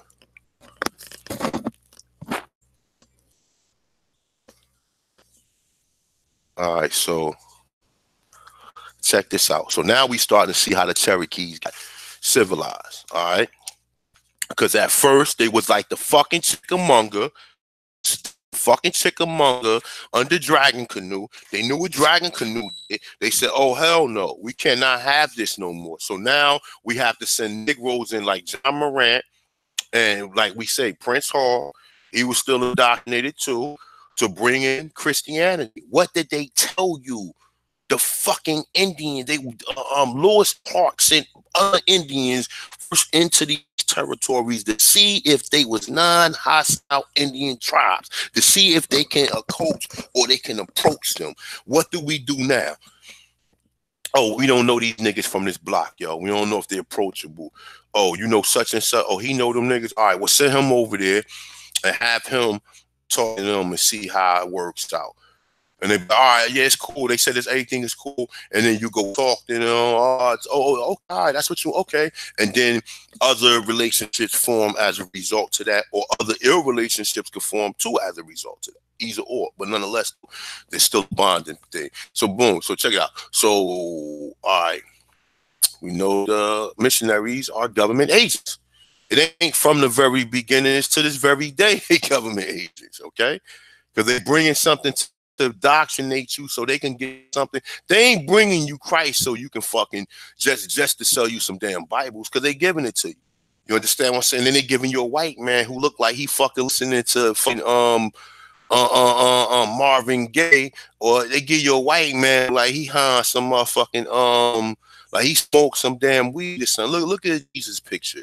That nigga look like look he hiding a motherfucker. Like the white Jesus picture. He's like he hiding a motherfucker, yo.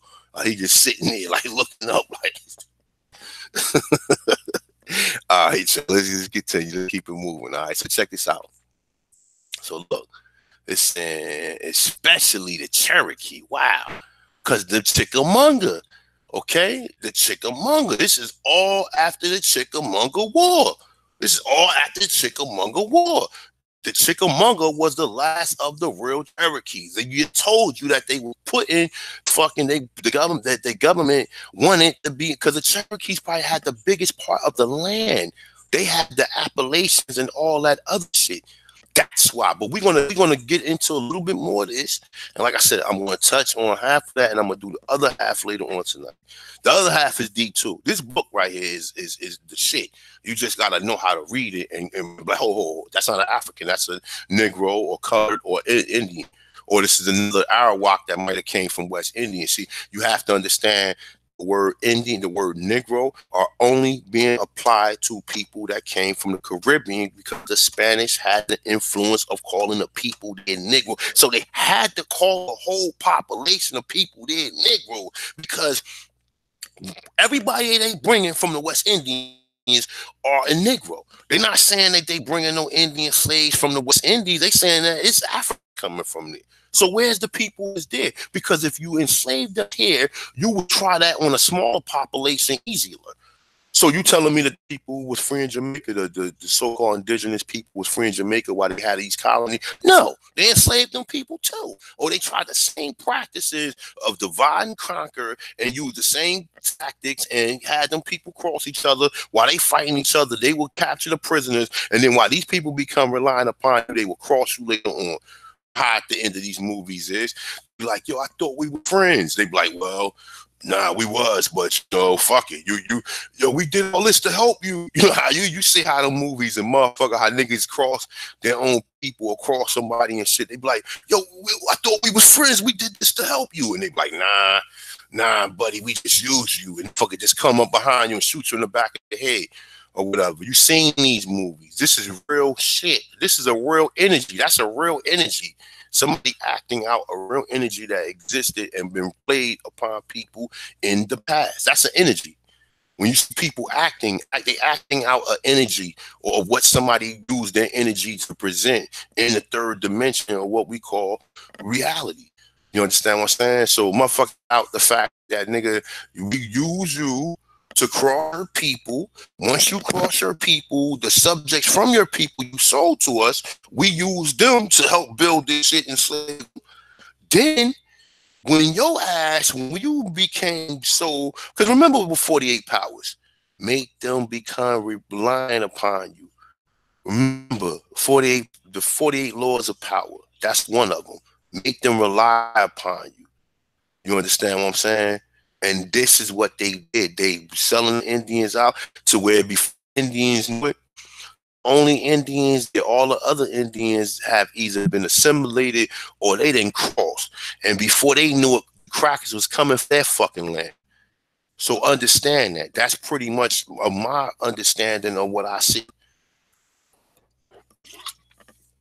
So let's continue. All right, so now look, it's saying we're to play a critical role. A critical role, like this is some type of game or something. Somebody, you talking about people's lives? You playing critical roles and trying to create some type of create some type of confusion and shit, bringing some damn fake ass Christianity shit and taking the lessons of our people from other tribes and other from other how do you say accounts of the life of whatever which people lived, and taking them manuscripts and then bringing them and applying them upon other people. Because remember, John Marrant already applied it to the Christians already. So check this out. So it's saying the Southeast Indian people, and especially the Cherokee, okay? Because that Chickamauga War must have been one hell of a fucking war. Okay, that's the reason why it was so important to indoctrinate the Cherokee. The Indian policy of George Washington stated missionaries of excellent moral character should be appointed to reside in their nations, who should be well supplied with all the implements of a husbandry. What did they say a husbandry does? Take care of the home and necessary stock for a farm. It will further it particularly important that some things of this nation should be attempted with southerner nation Indians, saying who can find situations might render the proper subject for this experiment. Okay, now we starting to see what they did and how they did it to us.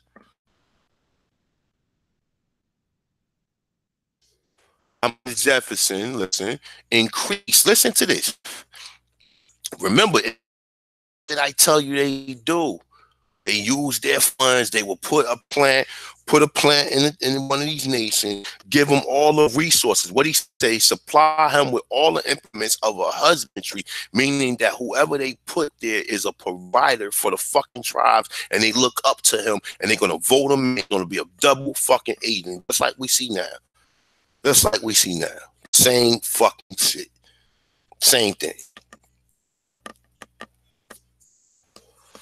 So Thomas Jefferson increased the investment in the federal government in Indian civilization. He invested in trying to civilize us, believing that farmers could be good Christians while hunters were unfavorable to the regular exercise of some duty essential to Christian character. Jefferson believed that the Cherokee could be made to enter a regular life of agriculture, familiarize them with the practice of valuing art, attach them to property, lead them of necessity, and without delay to establishment of laws and government, and thus make a great and important advance towards assimilating their condition to ours. Okay? Let me read that one more time. Y'all ain't hear that shit. Y'all ain't hear that shit. One more time. What they say.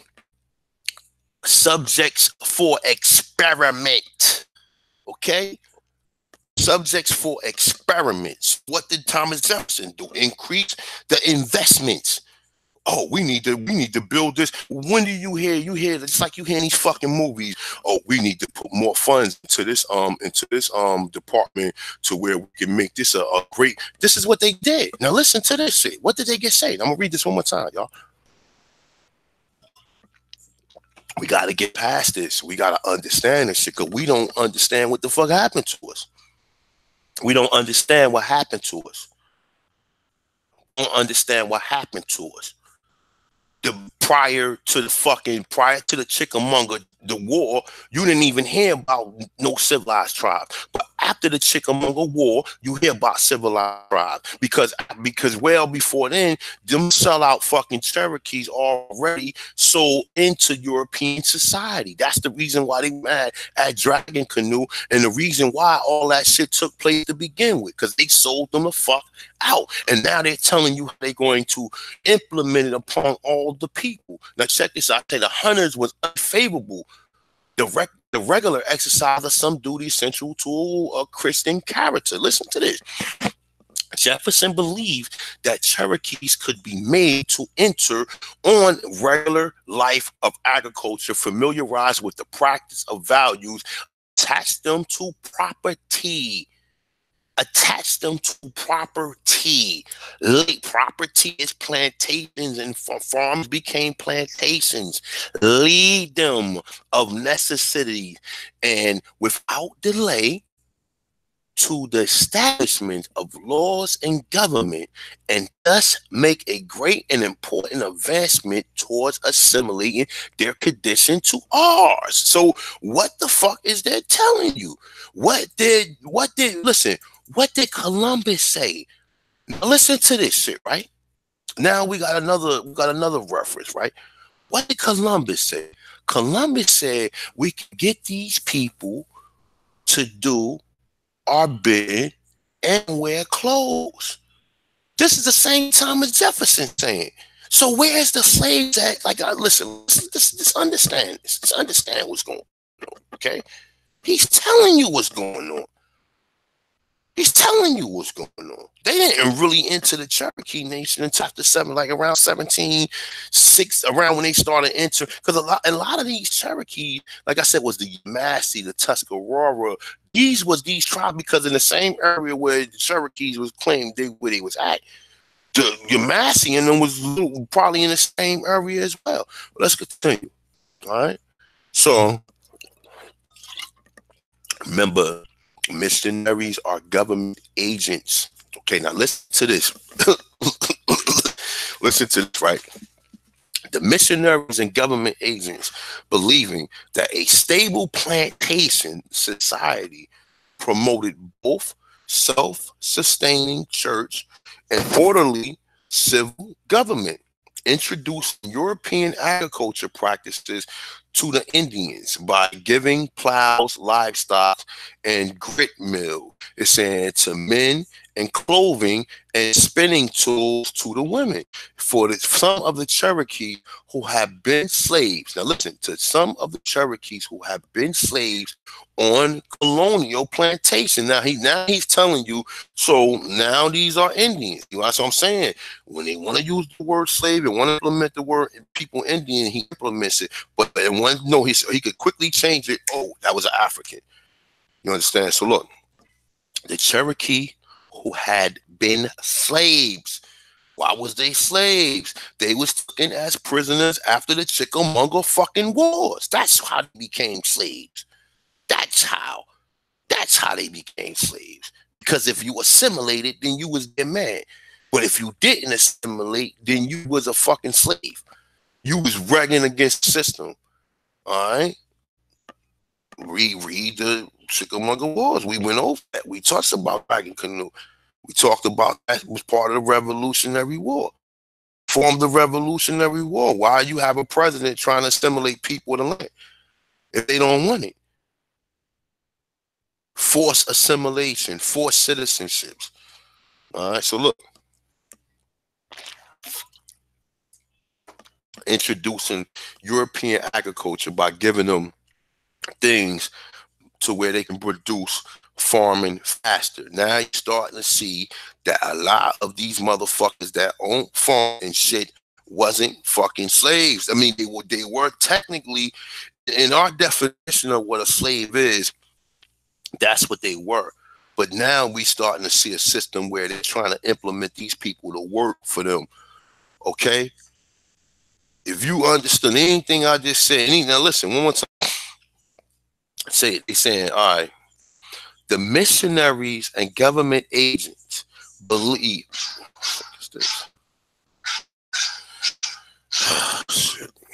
The missionaries and government agents believing that a stable plantation society promoted both a self-sustaining and an orderly civil government introduced European agriculture practices to the Indians by giving plows, livestock, and grid mills to men and cloth and spinning tools for the women.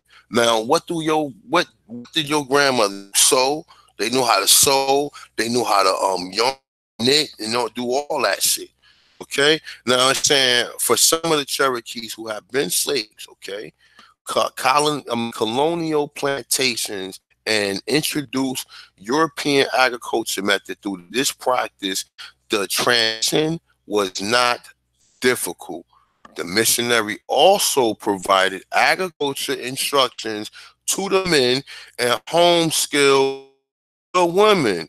The children was encouraged and educated by the missionaries, assumed gender roles and complementary to white society. You see none of these people existing. If let's say if this was applied to any Mongoloids, okay, at this point in time, we would easily be able to identify them in our society. We didn't grow up with a lot of immigrants, period.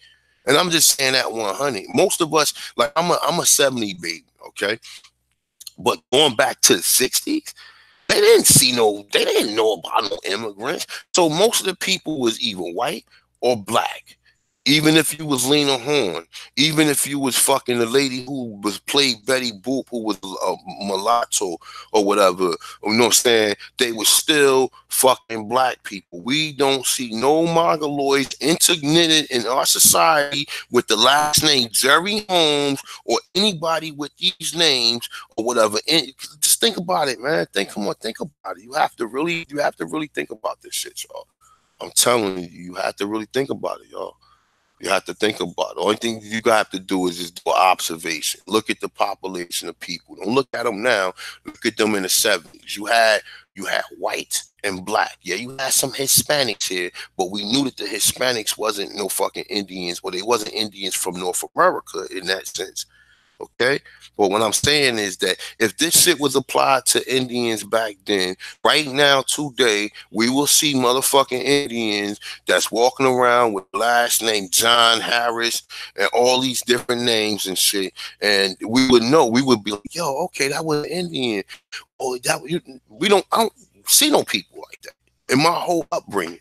None of these people in the ghetto, none of these people, none of these places, where the fuck they go? Even when you go in the South, for people who living in the South at this point in time right now. All right, so let's finish this shit up. All right, so here we see where they giving them tools to manufacture the shit in a greater number. What I tell you, the majority of people was not slaves. Now we really starting to understand this shit. The first people who was brought here was indentured service, and they used the indigenous people of this land to help them. This is the reason why you see these posters of people wearing their tribal gear, fucking raking with the hoe and doing all this. This is the reason why you see them doing that. They trying to make it seem like the Indian. Who you see? Who is the farmers in the fucking Southeast? Who was the farm? If you go back to the 1900s, who was the fucking farmers in the Southeast? Because this system that they're implementing would have exceeded into the 1900s, and you will see remnants of these people in the 1900s. So you should see mongoloids on farms with plows and doing all. You don't see that. You only see Negroes. I don't want to pull up. Matter of fact, you know what? I don't want to pull it up, man. You know what? I'm going to. Fuck that. I have to. I'm obligated to. Let me see something. Let's do a regular Google search. Not nothing sophisticated. Just a regular one. Who got the last name Farmer? Hmm?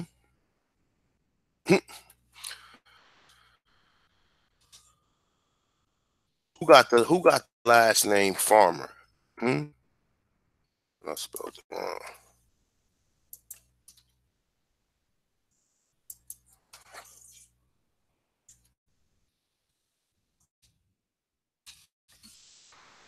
Let's see what pops up.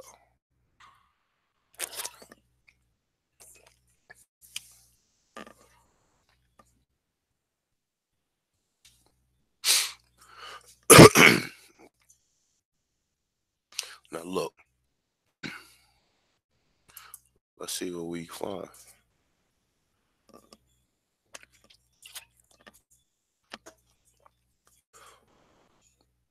Just for the sake of research. Now we see white farmers.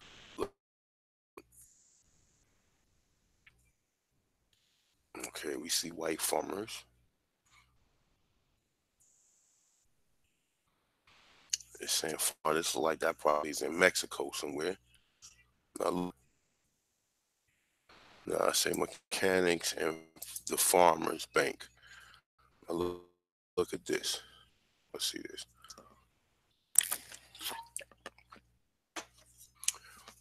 Look at this. These are all black people, y'all. Look, these are all black people. It's a mechanics and farmers bank. All right. It's a portraits of some of the founders of Mechanic and Farmers Bank, Durham, North Carolina. Look, these are all niggas. These are all black. Even him. Look at the nigga head. These are black people, y'all. You see this shit? And these are farmers. Let me see something. See something real quick. That's something else. Hold up. I don't want to go rumble too far. But let me see something. See. This one. 1865 to 1900s.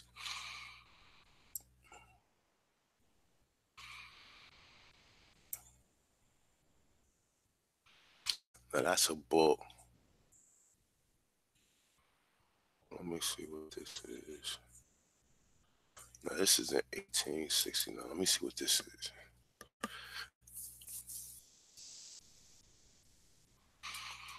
Like I said, this shit is a damn, like a tunnel, bro. Like when you study a lot of this shit ain't nothing but a tunnel to the bosses of the Senate. Oh, all right. So it's just telling you a bunch, bunch of rich crackers who put these people in place. Though, let's go back to what we was doing. I didn't find exactly what I was looking for to prove my point.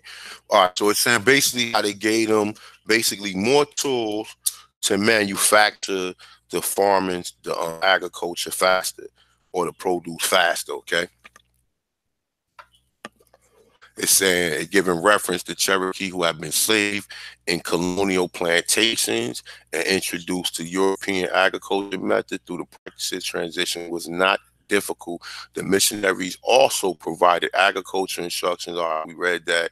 It's saying assume gender roles complementary to white society. Okay. The children were encouraged to be educated by missionaries and assume gender roles complementary of white supremacy, if you want to say that, white society. Okay. Now here go the interesting part right here, but this one leads us into where we were going. So it's gonna lead us into where we were going. You see how I just be hanging out with y'all, man? You know what I'm saying? Like normally I work on Fridays, I have my class on Fridays, but they out for spring break. So I'm probably gonna be a little bit busy pretty soon though, because I just bought into this new business. It's probably gonna be kind of time consuming. I'm just gonna do it for a little bit until I get my funds up and just do what I need to do. But let's continue, all right? So look, it's saying Cherokee society having already undergone significant changes because of contacts with European colonies was dramatically altered during this period by the increase of intermarrying with whites. Many Cherokee, and listen to this, y'all. This is telling you the shit right here.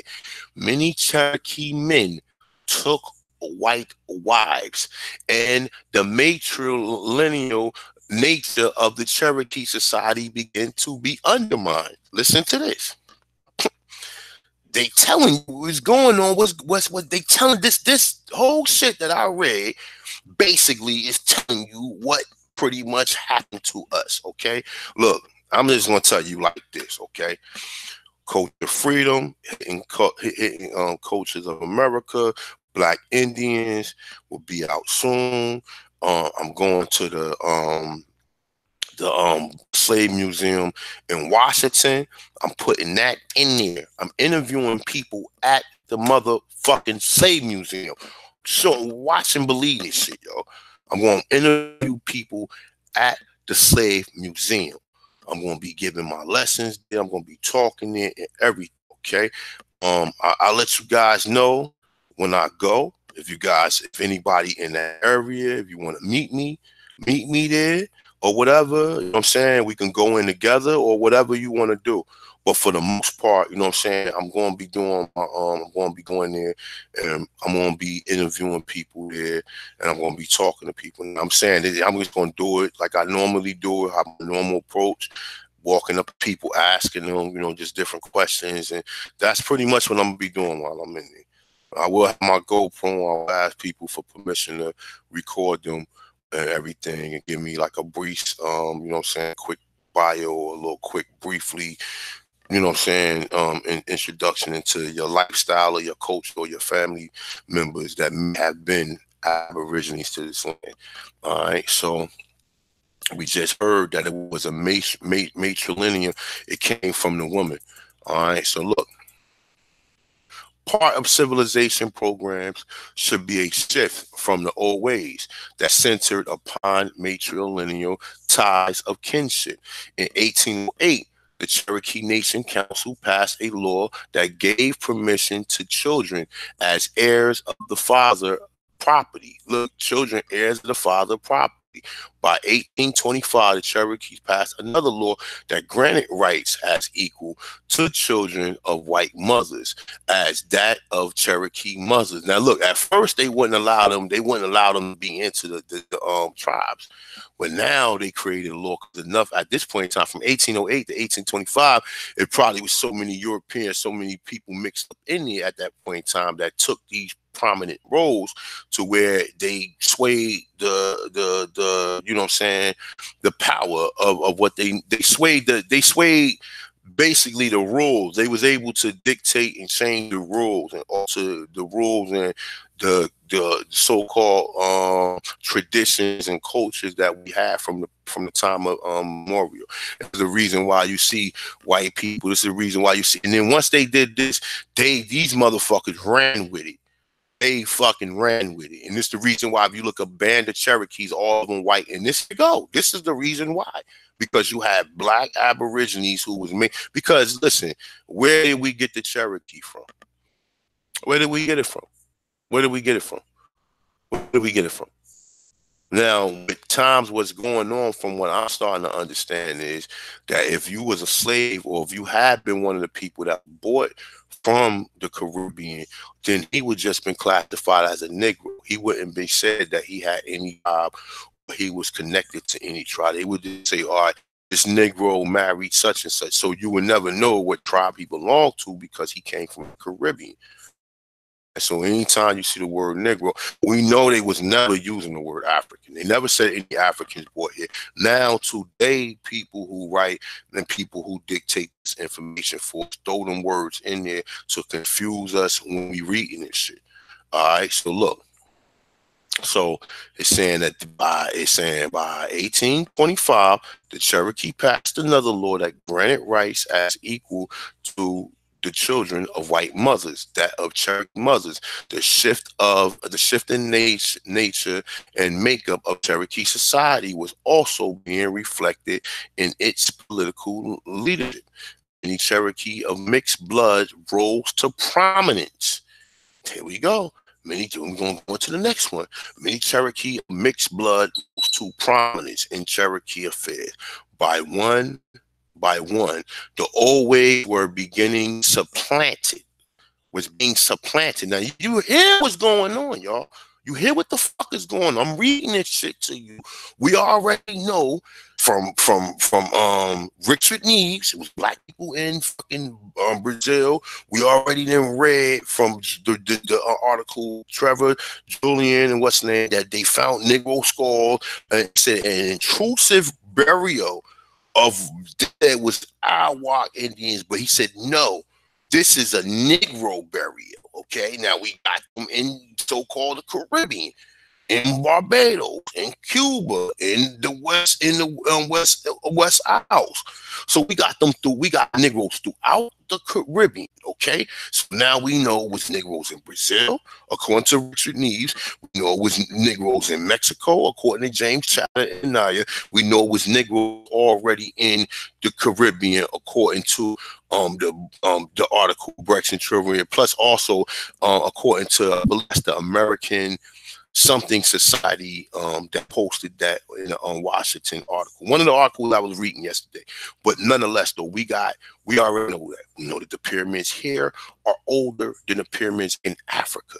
Okay, now we need to find out what happened from 1770 into 1865, because a lot of this shit people don't understand what the fuck happened to it. Okay, but we're going to get to it. All right.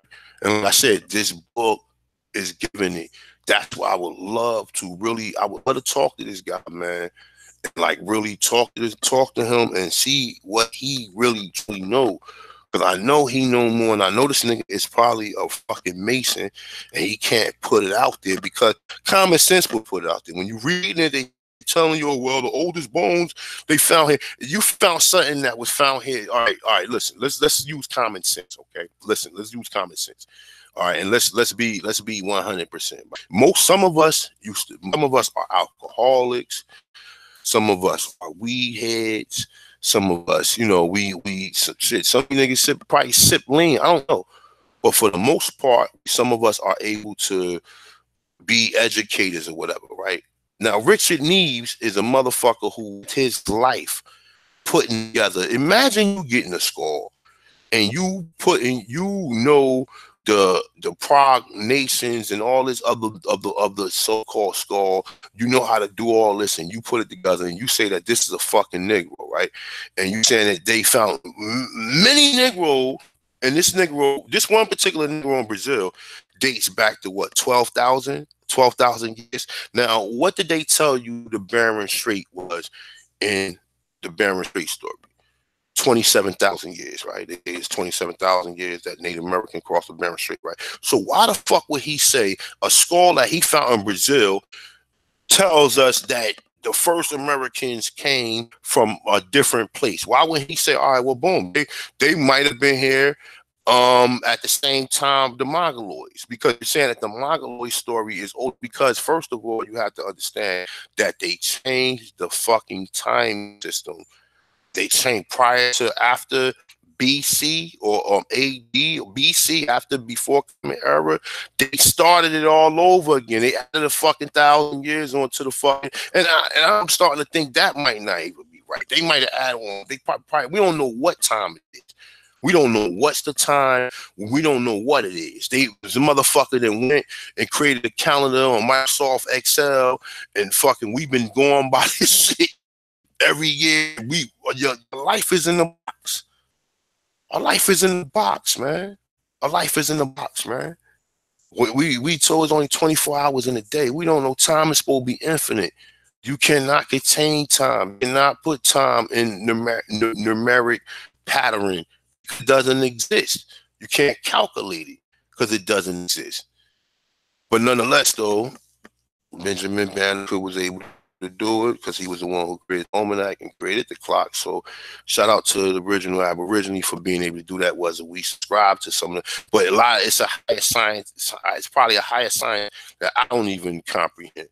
So understand, and I'm not gonna say he was wrong, because he had to have some special gifts where he wasn't. If motherfucker was talented, able to do that shit back then, he had to have some special gifts, man.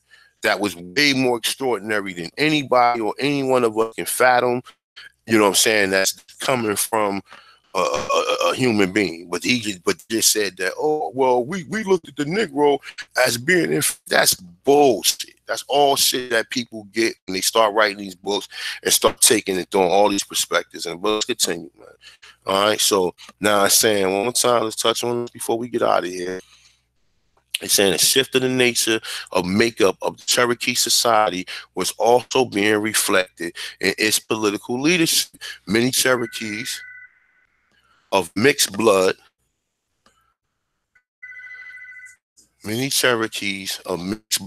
rose to prominence in Cherokee affairs. One by one, the old ways was being supplanted, okay, with establishments of the first model farm and mission among the 5 nations, the Southeast United States. A key element in civilization process was the use of African slaves. Now here we go. It's saying as labor. It's saying in the buildings and the operations of those structures and institutions. Say at this point, the missionary no position on the issues of African slaves.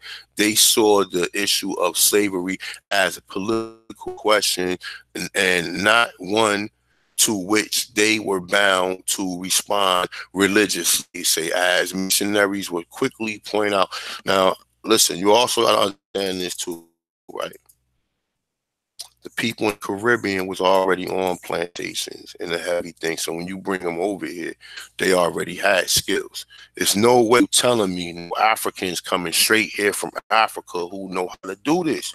You're not going to, they're telling you that we didn't even have, what we had wasn't even considered farms. Farms is put together for mass production. You understand what I'm saying? You gotta have a garden. A garden is for family. A farm will be for mass production.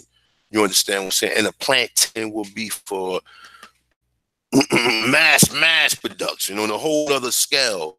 You know what I'm saying? A plantation will be a whole other scale of production. intercontinental production. You know what I'm saying? That will be intercontinental because you will be able to trade that among different nations. Understand what I'm saying? So a garden will be something for family, a farm will be something for a small population of people, a plantation will be thing for a large population of people to be traded. Ain't nobody gonna eat all that shit. You know what I'm saying? So let's continue. So boom. So now they start talking about the Africans, which watch they throw some reference to so-called Indians. Check this out. So boom. Saying they saw the issue of slavery as a political question and not one to which they was bound to respond religiously. As missionaries were quick to point out, it was not their fault. Some have opposed that it had its origin among Cherokee, not further back than the Revolutionary War. Okay, I'm telling you right there, it's been a large number of Tories holding slaves fled from the southern states and took refuge among this people, and it is not unlikely that the evil began with white men. It's saying who settled in the nation and married Cherokee women. It's saying that we was already doing this shit from the beginning. Okay, that's what they saying. That's what they giving implements to. Because what would you do with the so-called prisoners of war if you don't kill them? You know what I'm saying? So, all right, so let's continue. It said, with the founding of the American Board for the Foreign and Christian Mission in 1810, Henry Knox, which we touched on already, vision a generation earlier attained the instrument to achieve the goal under aspects of James Madison Civilization Fund. Now, let's look that up. See what I'm saying?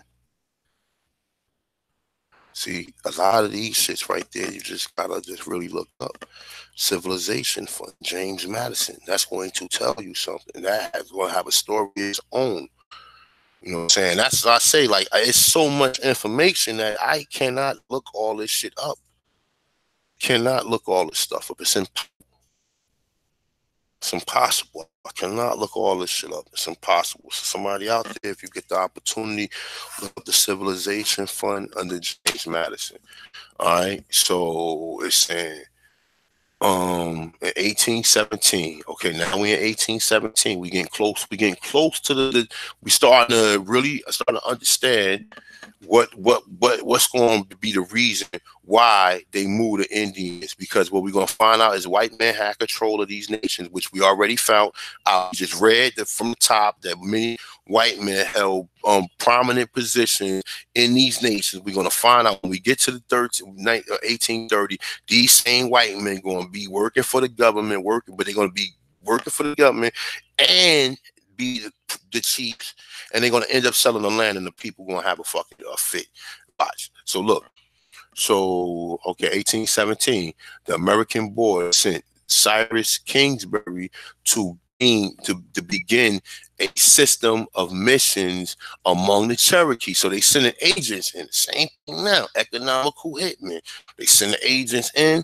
They see if they can these people are hostile. If they're not hostile, they try to make them, like, you know what I'm saying, submit to what they're trying to do. If they don't want to submit to it, then they make them an offer. And if they don't want to take the offer, then what's the next thing? They kick them out. They try to send them they try to send them to Oklahoma, and a large majority of them escape and go into Florida again. And it was a large some of them, a small percentage of them took that trek and walked, because there's no way you're gonna keep no slaves on no fucking walk. I'm talking about 100 or 1,000 mile walk from fucking South Carolina or wherever Carolinas to Oklahoma. It's no way. These niggas, by the time when they seen you tired, they could have ran up and start beating you up, start taking your shit, and just would start running. If you would have ran away, had the energy to just start chasing you, like, get them, like, you know what I'm saying? Like, come on, man, the fuck out of here, man. These slaves are the original indigenous people, man. That's why they went with them so freely. If you a slave and they telling you they about to kick you off your land, nigga, you gonna escape. I'm not going with you on no 1,000-mile walk, nigga. You out of your mind. They are you. So the way they telling us in the trailer is that the government was already beefing with them who had these so-called slaves, right? And this is a whole nother different story, because this is a contradiction to what we're going to lead into dealing with the Civil War. Because I'm starting to understand the motherfuckers that was forced out on the trailer tears was, one, the people who was opposing to what they was doing. Okay, but the white men who was part of these tribes didn't go nowhere. They stayed working with the government. They was in Washington while these tribes was in Oklahoma. They will come back on horse dressed up like a European and shit, tell a motherfucker what to put. Give me my feather. Nigga to put a feather in his hand and shit, and then start telling people what to do. Let's continue with this shit right here. So look, check this out. So we started to talk about American Bull, and we talk about the Civilization Fund. Okay, Civilization Fund. What did we just hear Thomas Jefferson talk about? He invested more money into civilization. The Civilization Fund, I guarantee you, is going to be about making us assimilate into their society. I bet you. Any type of motherfucking money, y'all. So, okay. So now we're going to get in this. All right. So it say, with the encouragement of a young Cherokee named James John Ross, okay? It's saying a Tennessee friend of a Cherokee by the name of General Andrew Jackson. He was able to secure permission from the Cherokee Council and built a mission in Tennessee, and the Elliott mission in Georgia. The American Board established the Bernier Mission near Chickamauga on land acquired from a former Tory. It's saying, now I don't need to know Tory because I keep seeing that word. What the fuck do that mean? Let me look that up real quick, y'all. Let me see something. Let me see if I can get somewhere with that real quick.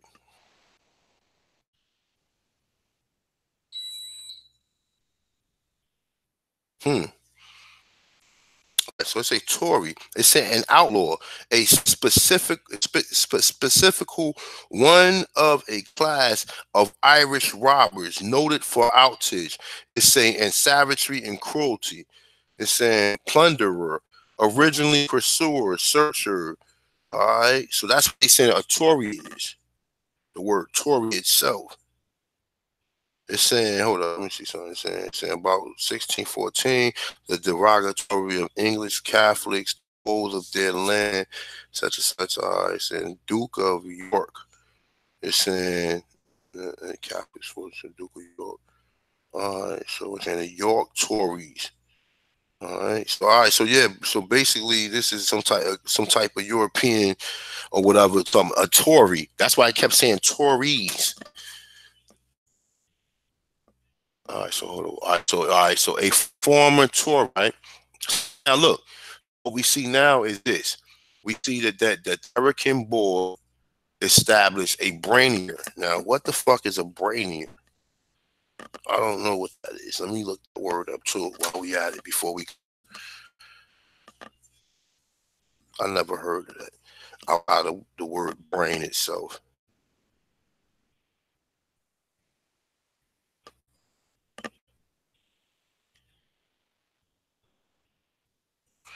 Nope, we can't find it. Let me see something real quick.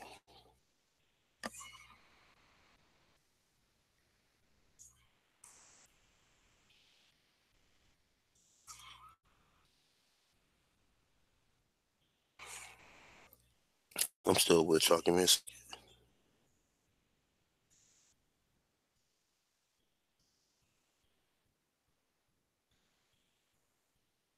Trying to find a definition of the word brain. It's not giving me. Say may refer to a place in the United States. Okay, all right. So it's saying refer to a place. Minnesota Brainier. All right. So it's in Bernard. Okay, all right. So I guess that's lands or places near lands or they establishing. So the brain here. All right. So Chickamauga, near the Chickamauga. All right.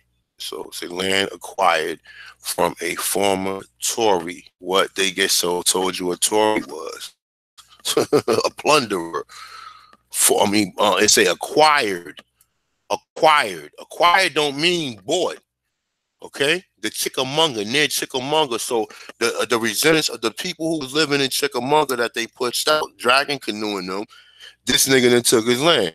So it's saying and featured a model farm to teach Indian boys husbandry and Indian girls domestic manufacturing. All right, so what? See what with domestic manufacturing? See now, look. Let me see this. Look now, what did we just read? All right, listen to this, right? What word Tory mean? Plunderer, right? It's saying in 1818, Andrew Jackson plundered, pondered the Indian question about that. It's and concluded that one of the things must be done with Indians, either those sons of the forest moralized or exterminated. Okay, moralized. You open the door. Thank you. You always say thank you to Mr. Thomas. You always say thank you to him. Didn't I tell you about your manners? Didn't I tell you supposed to have? Listen, who the fuck was enforcing that shit upon you? Your grandmother and your mother. Okay, who were people that was enforcing moralism upon us in life growing up? Your mother, your grandmother. You say something or you eat certain way at the table, you get smacked in the head, or you eat certain way, you know what I'm saying? You get motherfucker give you a look, you know what I'm saying? Y'all know what's going on. All right, so look, it's saying moralized or exterminated. We need to look the word exterminated up. Do we need to look that word up? No, we don't. It's saying humanity would rejoice at the former, shrink with horror from the latter. He decided that civilization was their only hope and that it would put their children in primer and the whole, and they would naturally in time take hold of the plow and their minds become enlightened and expand. The Bible will be their book and they will grow in habit and morality and in industry, leave taste to those whose minds are less culturalized and become useful members of society. So look, what happened to your people again?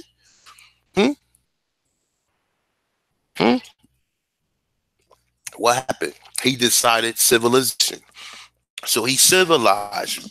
What is civilized? Civilization is being part of the fucking corporation in which manufacture shit to send around to other people, in which the manufacturing shit come from your land. You understand? Not from Africa. So why Andrew Jackson wasn't over in Africa, you African assholes? Huh? Why Andrew Jackson wasn't over there telling the people of that land? Says Africa, why is we even having these conversations about people even wanting to come to America? Is Africa has all these natural resources.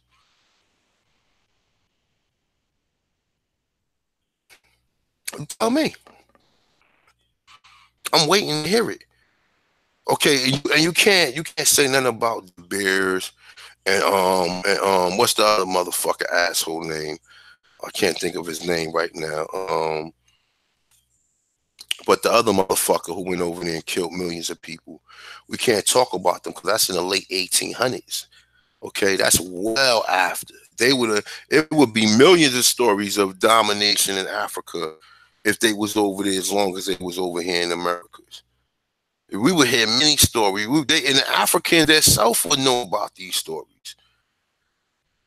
Africans themselves will know about these stories. Most of the Africans that's in West Indies know, or in West Africa, know that they don't belong there. Like my man from Sinetta said, that they was told stories that they came from the North.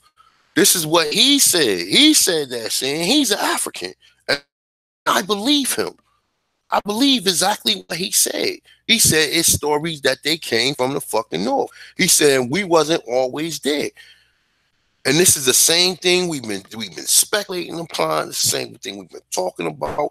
You have other brothers coming out saying pretty much the same thing, and we the only people who still think we came from West Africa, because the same people who claim they got you there told you this story and you believe it.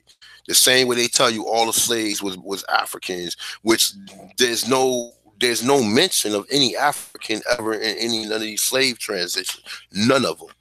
None of them. You can pull them up. You can pull them up from wherever you. Only thing I say is the Caribbean. But nigga, well, they told us it was getting them from the Caribbean. So why? What makes you think that they wasn't already? Oh, because it wasn't no black people here.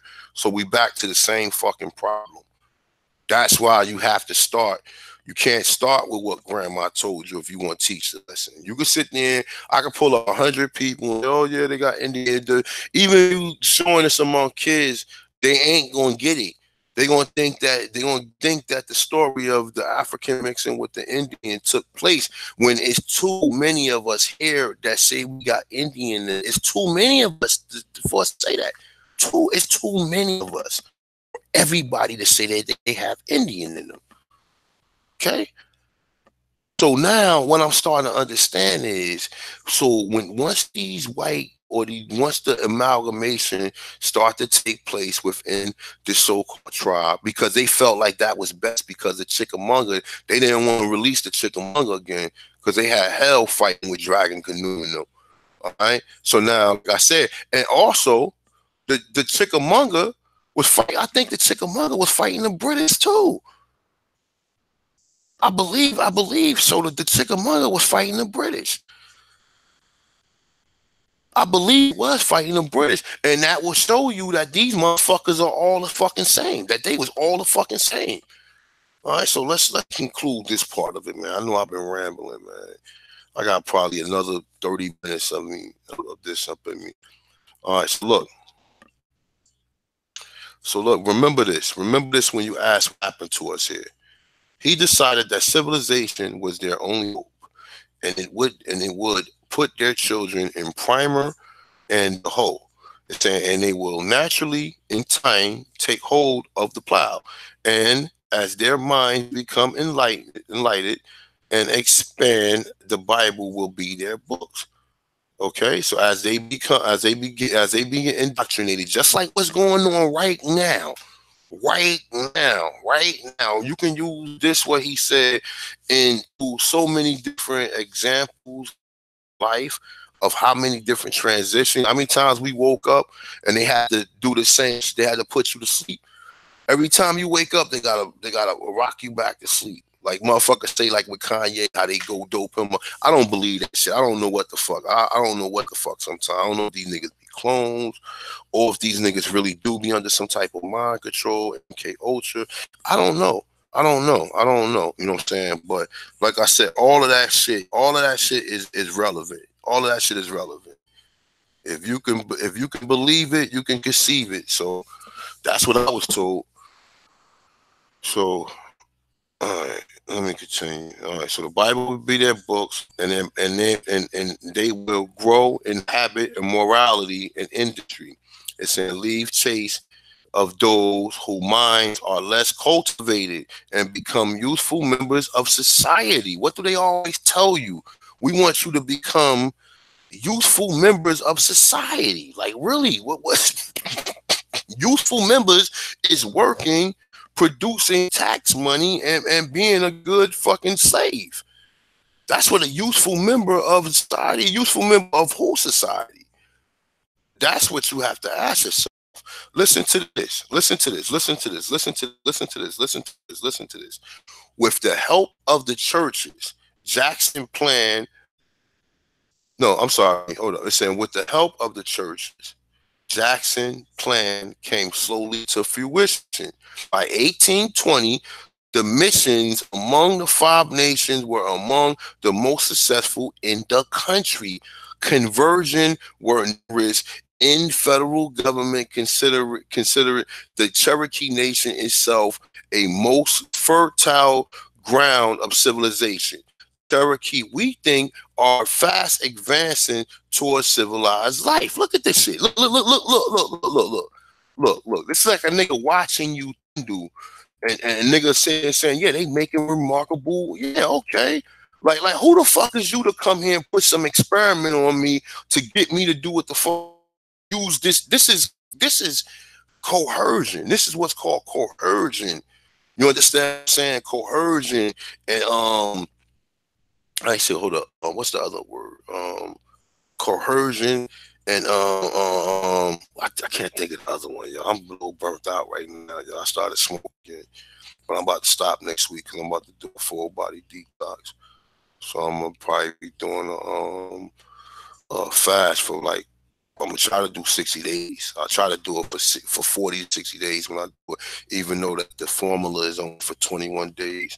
I try to do it from 21 to 40. Last time I did it last 3 times I did it. First 3 times I did 21 days. The last time I did it, well, actually I did it 6 times altogether. The first 4 times I think I did it just the 21 days, and I just continued to eat like a vegan diet for about like 6-7 months. And I went back to just eating. Like I started with just juicing and drinking sea moss in the morning or whatever. Or if I wanted, like, I could break my fast either way. I break my fast either with like some sea moss or like a juice or whatever. I eat that for lunch. For dinner, I eat like a salad, or I make like a what they call gazpacho, like a fucking raw vegetable soup, like all like tomatoes and peppers and all that shit and garlic, and you blend it up in the what's name, it's called gazpacho or whatever. It's a cold soup or whatever. Sometimes I make it like that. Sometimes I'll take like some tomato, but nonetheless though.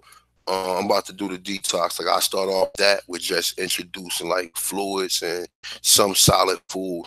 Then eventually I get to the period where I do like probably like a 10-day water, or try to get some time of water fast in it before I go back to introduce myself to eating natural food or eating foods that has micronutrients and all other things that derive in what we eat. But nonetheless, let's continue. All right. So all this shit is leading up to everything, all right? So I'm gonna probably read another page of this right here because it evolved into something, and then I'll read the other part. I'll make the other part part of the next video I'm gonna do. That's gonna probably start from page 99. But we're gonna get through as much of this as we can for about another maybe 30 minutes, all right? So let's see how many people. Oh, good, you guys are joining the bill.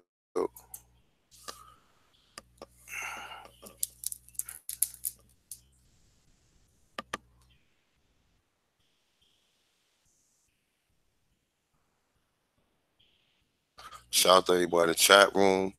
Shout out to Aborigines in North America. I see the brother Jag in the house. Jag, you still there? Let me see something.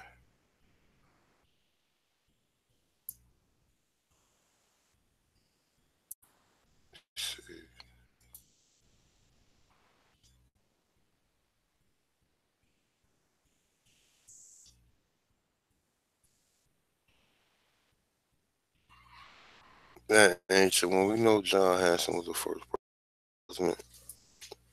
Remember, what was his name? What the king was? John King Hancock. Right? They said King Hancock was the king of the Territorial. So, like I said, there's a lot of shit going on. And then remember, like the first presidents was before the establishment of the United States, or a little bit after the establishment of the United States. And you black presidents. So, like I said, we don't know what the fuck is going on. Even after reading and shit, it still levels to that as well. Shout out to everybody in the chat room though. Watch a nigga, it's Atlanta Crest has 5 flags, okay? Shout out to everybody. Please hit the like button. If you can, please donate. As you see, they took my super chat off. I cannot monetize my channel. They stopped my shit already, y'all. You see what I'm saying? It only been 1 month. They only look, my shit was out for a whole year, and then they basically like let me monetize my channel like last month. I think it was in February or whatever. I went back to it. Now my shit is demonetized again, yo. Yeah. You said do a dietary build. I mean, a dietary build is simple, bro. For you to live, you have to eliminate the process, the shit your body. See, we eat so much. The reason why motherfuckers tell you processed foods is because the shit that the food is processed is what they call radicals or free radicals floating in your body, which your body can't always discard. So a lot of that stuff get clogged up in your endocrine system and get clogged up, like, you know what I'm saying, in your blood and your arteries and all that shit. That's the reason why you need to eliminate as much processed food and eat a real natural diet. You have to try to do that at least twice a year, you know what I'm saying, to where you can eliminate, you get your time, you get, because most, understand, let me just tell y'all something, right? Most people never did a detox before. Most people you talk to never detox before. They never detox their whole life. They never stop, they never get body time from eating the shit that they eat on a day. But then also you got people who eat different reasons. Some people eat as a sense of relief, and then you got some people who eat, well, you got some people live to eat, and some people who eat to live. You understand what I'm saying? In the case of anything dealing with you trying to extend your so-called how you say your quality of life, if you eat a plant-based diet, you're gonna be healthy, point blank. You ain't going, and you have to eat the right combinations of plants too. You can't, like, you can mix certain plants together, but like certain citrus plants don't go with others. You can't, like citrus and like any, like the apples or like, you know, like the pears and all that type of shit. You ain't supposed to be eating them together. You're only supposed to eat citrus fruits with citrus fruit or eat citrus fruits with green. Overall, you can mix all that shit with greens. Anything, like you can mix with greens. You can mix any starchy vegetables like the apples or like you know, the acidic vegetables. The greens balance it out. The greens are more alkaline on the chart. It's higher on the chart. That's why when you eat it, it has that taste to it, that bitterness to it. Or whatever. When you eat a piece of lettuce, like I don't do the romaine and the iceberg no more. Like I'm a chef, so like I mean, so I know I go to food shows and I speak to certain people. That's how I got into holistic shit, because a lot of people who I was talking to, a lot of them was like vegans and like, damn, I don't eat this shit. I'm like, why you don't eat it? And they was referring me, and white people was referring me to this shit. That's how I found out of this shit. The first person who I'm lying. The first person I met was a vegan. I met when I was in prison. And he was really a starcharian, because in prison you only can get peanut butter and noodles and all that, and salad sometimes, peanut butter and jelly, you know what I'm saying? So he wasn't really eating like straight plant, even though sometimes they did give him mixed vegetables and shit for them. Most time he was eating vegan patties and all that type of shit, mashed potatoes, and this is just a lot of the starch shit though. But I met a real vegan that was a white person. And well, then again, no, I'm sorry. My man, we got sent back from the halfway house. My man, Mike, this kid, we got sent back from the halfway house together. We got sent to lockup. And he was like, yo, they gave that nigga some noodles. He was like, yo, I don't eat animal flesh. He said, I don't want this shit. And this was a nigga in jail. And I was like, what? What the fuck you mean you don't eat this, man? Give me that. I'm like, I said, yo, you ain't gonna eat that? Give me that then, motherfucker. I'm hungry as hell. Eat that shit. That nigga ain't eat nothing. They gave that nigga apple, 3 bananas. They gave that nigga apple, 3 bananas, and a fucking cup of juice. You know what I'm saying? He said, prison make you a vegan. Yeah, right. Yo, but all that good though. El Warrior prunes you. All that is a combination. All that is a combination. But also without no homo involved, enema will be good, because the enema, what it does is, understand this, right? When you take a colon cleanse relieve the fecal matter that's lies in your fucking intestines, right? So it breaks all that shit up, and that's the shit that when you be going to the bathroom that be coming out of you, right? But we're also around your anal. And I ain't trying to be nasty, I'm just telling you. I'm gonna tell you. Remember. The shit that remains in your body forms it turns acidic, and it puts your immune system on alert.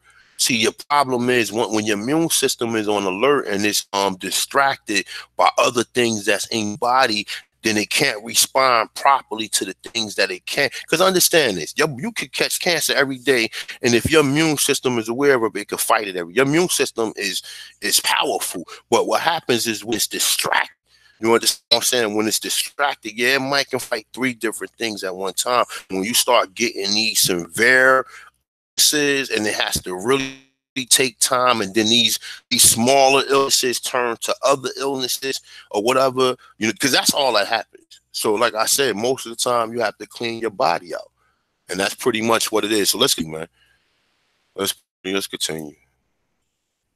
All right, so boom, let's read through this. I'm gonna read through another page, and I'm gonna end it, and I'm gonna come back later on, and we're gonna really get into the motherfucking half-breeds, and we're gonna start working our way up to talking about the Civil War. I'm telling you, this shit is deep. I'm telling you, I knew about a lot of this shit, but now I'm starting to really put my own spin on it from so much shit I've heard. You understand what I'm saying? So let's continue. All right, so it's saying, hold up, did I read that part? All right, boom, no. It said conversions were numerous, and the federal government considered the Cherokee Nation itself most futile ground for civilization. The Cherokee, we think, are fast advancing towards civilized life. They generally manifest an ardent desire for literature. It's saying, and religious instructions. Many members of prominent Cherokee families, such as Ridges and Bootonoo. Now, they saying they mentioning Europeans at this point in time. So now we start figuring this out. So in the 1800s, you never seen a real Cherokee chief, because all the Cherokees are under the Masonic lodge now. So you never seen a real Cherokee chief, because they all are part of the Masonic Lodge. We just heard that Prince Hall and John Marrant was the one that went there first and introduced this shit to them, followed by Jefferson introducing more money and creating a fund of civilization. Follow Andrew Jackson, said the only thing we can do is civilize them or exterminate them. Okay, so it's a many prominent Cherokee families. So why is it mentioning Ridges, which was a fucking sellout, in Bootonoo? We just found out John Ross was friends with Andrew Jackson. You understand? So what do you mean? Huh? What? It's saying, and the Watties were educated by the Protestant missions. It's saying the missions. Anything you hear with mission, they got a fucking mission, yo. Missionaries. We are missionaries. Our mission is a fantasy. So it's like, a missionary. So it says, some of the better scholars to boarding schools in Cornwall, Connecticut. Listen to this. Farms grew into plantations, and business grew into towns. As a program of civilization pursued its goal, the institution of chattel slavery spread. Individuals who held positions of power and land. It's saying to grow wealth. It's saying and to buy. It's saying to buy black slaves, but we already know they was Indian slaves, to extend their fields and tend to their livestock. So what? What was formed out of that? These plantations became what? Corporations. Okay? And who was the manpower of these corporations? Okay?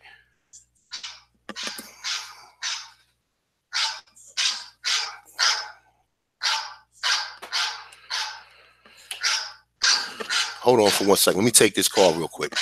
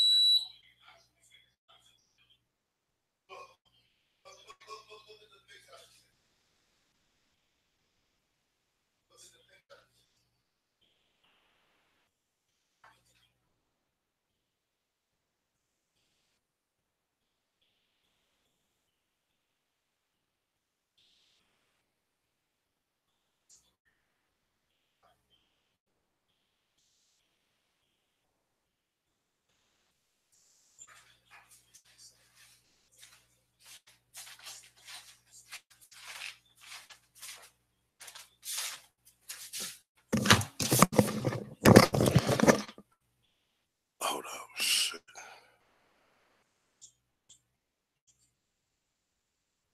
All right, y'all. My bad, y'all. Let me see something. My bad. Peace, peace, peace, peace, peace. Yeah, I might have to end this. I gotta merge this. I gotta tend to real quick. And when I get back to it, we can come back on the same page, and I'll take me. All right. So I'm gonna holler at y'all guys later. I gotta go tend to something real important. So peace.